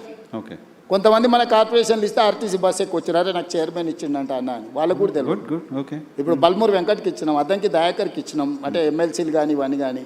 కాంగ్రెస్లో ఎప్పుడైనా యూత్ కాంగ్రెస్ అనిల్ యాదవ్కు రాజ్యసభ ఇచ్చినాం. ఎప్పుడన్నా ఏ పార్టీలో అయినా జరిగిందా? మంత్రులు శ్రీహరి మా జిల్లా పార్టీ ప్రెసిడెంట్, అడ్లూరు లక్ష్మణ్ మా జిల్లా పార్టీ ప్రెసిడెంట్, వీళ్ళందరూ ఇవాళ మంత్రులు అయినరు కదా. ఇట్లాంటి వాళ్ళని కింది నుంచి వచ్చిన వాళ్ళను జిల్లా ప్రెసిడెంట్లను లేకపోతే చిన్న పదవులు ఉన్న వాళ్ళను శంకర్ నాయక్ జిల్లా ప్రెసిడెంట్ ఇస్తే ఎమ్మెల్సీ చేసినాం. ఇట్లా నువ్వు వెడ్మ బొజ్జు ఇందిరమ్మ ఇంట్లో ఉంటాను నేను ఏదో గుడి నాగోబ జాతరకు పోతే చిన్న కార్యకర్త అక్కడ ఉన్న వాళ్ళని గుడికాడ వాళ్ళ వీళ్ళని జరుపుతుంటే కొంచెం యాక్టివ్గా అనిపించినారు. ఆ పిల్లోని ఇక్కడ పిల్లు ఫోన్ నెంబర్ రాసుకొని మా పిఏ చెప్పి వాడి పేరు రాసుకొని వాడిని టికెట్ ఇస్తే వాడు ఈరోజు ఎమ్మెల్యే అయ్యిండు. మందుల సామెలు నీకు కూడా బాగా తెలుసు. టికెట్ ఇచ్చాలనుకున్నప్పుడు పిలిచిన అంటే ఆయన అడిగిండు వచ్చి ఎన్ని ఉన్నాయన్న 2 ఉన్నాయి సార్ అన్నాడు. సరే పో అని చెప్పిన. ఇవ్వాలనుకున్నప్పుడు పిలిచిన ఏదో ఉన్నాయన్నావు కదా 2 అంటే 2 కోట్ల అన్న. కాదు సార్ 2 లక్షలు అన్నాడు. మరి ఉన్నాయా 2 లక్షలు అన్న. లేదు సార్ నిన్న మన హైదరాబాద్కు నాయకుల దగ్గర తిరగడానికి 1,50,000 ఖర్చు అయిపోయినాయి 50,000 ఉన్నాయి సార్ అన్నాడు. పోనీ 50,000 అన్న మరి నామినేషన్కి దీనికి ఉంటాయంటే అవి కూడా ఎక్కడి సార్ నువ్వు టికెట్ ఇస్తే బట్టలు కొనుక్కోవాలి అన్నాడు. అంటే ₹1 లేకుంటే టికెట్ ఇచ్చినాయి. వాళ్ళందరూ ఎమ్మెల్యేలు అయినా 50,000 మెజారిటీతో గెలిచిండు మందుల సామెలు. సో ఇట్లా చాలా మంది ఉన్నారు సక్సెస్ స్టోరీ ఉన్నోళ్ళు ఉన్నారు. ఇప్పుడు ఆస్పిరేషన్స్ ఉన్నాయి మిమ్మల్ని రావాలి మీరు జిల్లాలో తిరగాలి అని కోరుకుంటున్న వాళ్ళు చాలా మంది ఉన్నారు. సరే డెఫినెట్గా ఇస్తాము. డెఫినెట్గా నేను చెప్పేది ఏంటంటే ఒక్కోసారి ఒకరికి అదృష్టం వరిస్తుంది, ఒకరికి కష్టం వరిస్తుంది, ఒకరికి ఆలస్యం అవుతుంది. కానీ నా దగ్గర ఏ కుర్చీ ఖాళీగా పెట్టాను. వీలైనంత మేరకు చాకలి ఐలమ్మని ఎవరైనా గుర్తుపెట్టుకుర్రా? శ్రీకాంతాచారి తల్లిని ఎవరైనా గుర్తుపెట్టుకుర్రా? మహిళా కమిషన్ మెంబర్ ఇచ్చారు. కోదండరామ్ సార్ని ఎవరైనా గుర్తుపెట్టుకున్నారా? ప్రొఫెసర్ తిరుమలరావు గారిని ఎవరైనా గుర్తుపెట్టుకున్నా? అక్నూరు మురళిని ఎవరైనా గుర్తుపెట్టుకున్నా? నేను ఇట్లా ఒక 50 పేర్లు చెప్తాను. తెలంగాణ ఉద్యమంలో పార్టిసిపేట్ చేసిన వాళ్ళందరినీ పిలిచి పదవిచ్చి ప్రభుత్వంలో భాగస్వాములను చేసిన. ఓకే. సో 9 మంది కళాకారులను గుర్తించి కోటి రూపాయలు ఇచ్చి వాళ్ళకు పట్టాలు ఇచ్చి రాష్ట్ర అవతరణ దినోత్సవం గుర్తించిన. అందశ్రీ రాసిన పాట తెలంగాణ ఉద్యమాన్ని ఎక్కడికి తీసుకెళ్ళింది? 10 ఏళ్ళ ముఖ్యమంత్రి ఎన్నడన్నా చూడనని చూసిండా? జయ జయ హే తెలంగాణ గీతాన్ని రాష్ట్ర గీతంగా మార్చింది నేను కదా? తెలంగాణ తల్లిని అంకితం చేసింది నేను కదా? కులగణన చేసింది నేను కదా? మాదిగ వర్గీకరణ చేసింది నేను కదా? ఇవన్నీ ఎవరు చేసిరు? ఇవన్నీ నేనే కదా చేసింది. ఇవన్నీ కూడా సుదీర్ఘకాలంగా దశాబ్దాల నుంచి పెండింగ్ ఉన్న సమస్యల్ని కూడా ఒకటొకటి పరిష్కరించుకుంటూ వస్తున్నా నేను. మూసి ప్రక్షాళన కూడా అందరు ముఖ్యమంత్రులు మాట్లాడినరు. కానీ నిక్కచ్చిగా నిలబడి ఏమైనా సరే చేస్తా అన్న వాళ్ళు ఒక్కరిని చూపించు. నేను ఈరోజు చెప్తున్నా మూసి చేస్తా, ఎవ్వరు అడ్డం వచ్చినా చేస్తా. మూసి నదిని ప్రక్షాళన చేసి నగరానికి అందిస్తా. ప్రపంచంలోనే అద్భుతమైన నగరం హైదరాబాదును తీర్చిదిద్దేత నాది. చెరువులలో ఎవ్వరున్నా మొత్తం కూల్చి చెరువులనే కలుపుతా. నాలాలలో ఎంక్రోచ్మెంట్ ఉన్నా కొట్టేస్తా. వార్నింగ్ ఇస్తున్నారు ఖచ్చితంగా. ఎవరున్నా మీరే మర్యాద కాల్ చేస్తే సామాన్లు తీసుకుపోతారు. మీ వెనకాల ఎవడున్నా ఎవడు ఏసో మీడియాలో పెట్టినా ఏం ఊరుకోను. ఒకరోజు వెనక ఒకరోజు ముందు కూలడం ఖాయం. కాబట్టి నీళ్ళ దగ్గరికి పోకండి. నీళ్ళ దగ్గరికి పోయినానంటే కూలడం ఖాయం. నేను ఇంకా స్పష్టంగా నీ ముందర చెప్పెళ్తున్నాను. రూత్లెస్గా వ్యవహరిస్తా. డ్రగ్స్ ఎవడైనా డ్రగ్స్ రిలేటెడ్ ఎవడన్నా ఉన్నాడంటే కీలు ఏలు ఇరిసి కూసబెడతా. Right sir. మీ టీం నాకు చాలా కోపంగా చూస్తున్నారు. మీ టైం ఎక్కువ తీసుకున్నాను. క్లోజ్ చేస్తా. చివరిగా మీ నెక్స్ట్ గోల్కి వెళ్ళే లోపు రేవంత్ రెడ్డి ఆయన మార్చుకోవాలంటే రేవంత్ రెడ్డికి నచ్చంది ఏంటి? ఇది మార్చుకుంటే ఇంకా నేను అంటే అవసరానికి మించిన సమయం ఇస్తుంటా. నేను 2 నిమిషాలు మాట్లాడాల్సిన వాళ్ళతోనే 2 నిమిషాలు మాట్లాడాల్సిన 20 నిమిషాలు ఇస్తుంటా. క్వాలిటీ టైం స్పెండ్ చేయాలని ఈ మధ్యలోనే పెట్టుకున్నా నేను. అవసరానికి మించిన టైం నాకు ఇచ్చారని చెప్తున్నారు. ఓవరాల్గా నాకున్న లక్షణంలో నేను మార్చుకోవాలనుకుంటున్నది అవసరానికి మించిన సమయం ఇస్తున్నా. దాన్ని తగ్గించుకుంటే ఇంకెక్కువ మందికి ఇవ్వచ్చు అని నేను అనుకున్నా. రేపటి నుంచి కొంచెం ఆ ప్రాక్టీస్ మొదలు పెడతాను. మేము చాలా కాలం జర్నలిస్ట్గా ఉన్నప్పుడు మేమందరం ఫేస్ చేసిన సమస్య మీతో ఫోన్లు ఎత్తరు. నాకున్న బిగ్గెస్ట్ వీక్నెస్ ఫోన్లు ఎత్తకపోవడం. నేను అఫీషియల్గా అసెంబ్లీలో చెప్పిన నేను ఫోన్లు ఎత్తాను. ఫోన్లు ఎత్తితే ఇప్పుడు ఇంకా అసలు నేను జడ్పీటీసీ రాహుల్ గాంధీ మెసేజ్ పెడుతున్నారు అన్నారు. టెక్స్ట్ పెడతాడు. అందుకే టెక్స్ట్ పెడితే నేను ఫ్రీగా ఉన్నప్పుడు ఫోన్ చేస్తాను. నేను ఫోన్ ఎత్తడం మొదలు పెడితే నా దగ్గర ఉన్న మనిషితో నేను మాట్లాడలేను. నువ్వు 10 నిమిషాలు టైం తీసుకొని వస్తే 10 నిమిషాలు పక్క రూమ్లో పోయి ఫోన్ మాట్లాడింది అనుకో, నువ్వేమనుకుంటావు? రెండోది, నీ పక్కన ఎవడుండో ఇవాళ రేపు ప్రతిదీ ఫోన్లలో రికార్డ్ చేస్తారు. నీకు అనుభవం అయిందా? చాలా. స్పీకర్ ఫోన్ ఆన్ చేసి చూడు ఇప్పుడు ముఖ్యమంత్రితో మాట్లాడతాను. రాత్రి 12ంటికి ఫోన్ చేస్తాడు. వాడు నాకు దగ్గరోడు. ఏం చేస్తున్నావు అన్న అంటాడు. రాత్రి 12ంటికి ఏం చేస్తావా? ఏందిరా నీ సమస్య ఏంటంటే మా ఇంట్లోకి పాము వచ్చిందన్న, నువ్వు పాము సంగతి ఏందో చూడంటే నేను పోయి పాము పట్టుకోవాలన్నా. అంటే నేను ఎత్తే ఫోన్ని కూడా మీరు క్వాలిటీగా వాడుకోవాలి కదా. నిజంగా ఓ ఆపత్తు ఉంది, ఓ కష్టం ఉంది, లేకపోతే ఓ సంతోషం ఉంది అన్న, మా ఇంటికి ఫంక్షన్ ఉంది మీరు రావాలి, లేదు నాకు ఈ ప్రాబ్లం ఉంది పలానా వాళ్ళకి చెప్పంటే పర్వాలేదు. ఇవాళ రేపు ఫోన్ల ఉపయోగానికంటే దుర్వినియోగం ఎక్కువ జరుగుతుంది. Very true. కాబట్టి నేను మనుషులతో మాట్లాడితే తప్పితే ఫోన్లలో నేను మాట్లాడాను. మాట్లాడినా కూడా 1-2 30 సెకండ్స్ 1 మినిట్లో ఓకే రైట్ అవునా మంచిది రైట్ అని పెట్టేస్తాను. ఫోన్ నేను మాట్లాడాను. Right. ఏంటంటే ఇవాళ రేపు మీడియా కూడా మీడియా లాగా లేదు కదా. ప్రతి పార్టీ ఒక ఛానల్ పార్టీల మీడియాలో అయిపోయినాయి కదా, పార్టీల మీడియాలో. ఆల్మోస్ట్ వాళ్ళ కార్యకర్తలే కదా లోపలికి వచ్చి. మనం ఊరికే నేను ఒకసారి చిట్ చాట్ చేస్తేనే రికార్డ్ చేసుకొని పోయారు. మీతో నేను క్యాజువల్గా మాట్లాడాను. రికార్డ్ చేసుకొని పోయి పెట్టి పెద్ద నేషనల్ లెవెల్ ఇష్యూ అని తెలిసి శశి తరూర్ విషయంలో ఏదో మాట్లాడినా అని. అవును. మరి అనెథికల్గా బిహేవ్ చేస్తున్నప్పుడు నేను మాత్రం ఏం చేయగలుగుతాను నర్సింగ్? జర్నలిస్టులు ఫోన్లే అన్నట్ల జనరల్గా మీరు ఫోన్ జనరల్గా కూడా ఫోన్ నేను ఎత్తాను బస్. ఫోన్ ఎత్తడం అనేది సర్పంచే ఎత్తలేకపోతుండు. నేను రాష్ట్ర ముఖ్యమంత్రిని ఫోన్ ఎట్లా ఎత్తుతాను నువ్వే చెప్పు. సరే మేము ముఖ్యమంత్రిగా ఉన్నప్పుడు అన్నట్లా మీరు ఫస్ట్ నుంచి మీరు ముందు నుంచి కూడా నేను ఎత్తాను. ఫోన్లలో ఉన్న ప్రమాదం నేను ముందే పసిగట్టిన. 20 ఏళ్ళ నుంచి ఫోన్లు ఎత్తారు. అప్పటి నుంచి 20 ఏళ్ళ నుంచి కూడా నేను ఫోన్లు తక్కువ ఎత్తుతాను. ఉన్నడా లేదా కనుక్కోవడానికి ఫోన్ తప్ప ఫోన్లో నేను మాట్లాడాను, నేను ఎత్తానని క్లియర్గా చెప్పాను. నాకు టెక్స్ట్ పెట్టు, నేను బండి ఎక్కంగానే ఇప్పుడు నా ఫోన్ బండ్లు ఉంటుంది 2 అవర్స్ నీ దగ్గర ఉన్నా ఎక్కంగానే చెక్ చేసుకుంటా. ఎవరైనా టెక్స్ట్ పెడితే వెనక్కి కొడతా, రైట్. లేకపోతే వదిలేస్తాను. నేను ఒక స్టైల్ పెట్టుకున్నా. Okay. ఫోన్లు ఎత్తకపోయినా నేను ముఖ్యమంత్రి అయిన ఇది కూడా చూడు మరి. Right sir, thank you very much. మాకు సమయం కేటాయించినందుకు.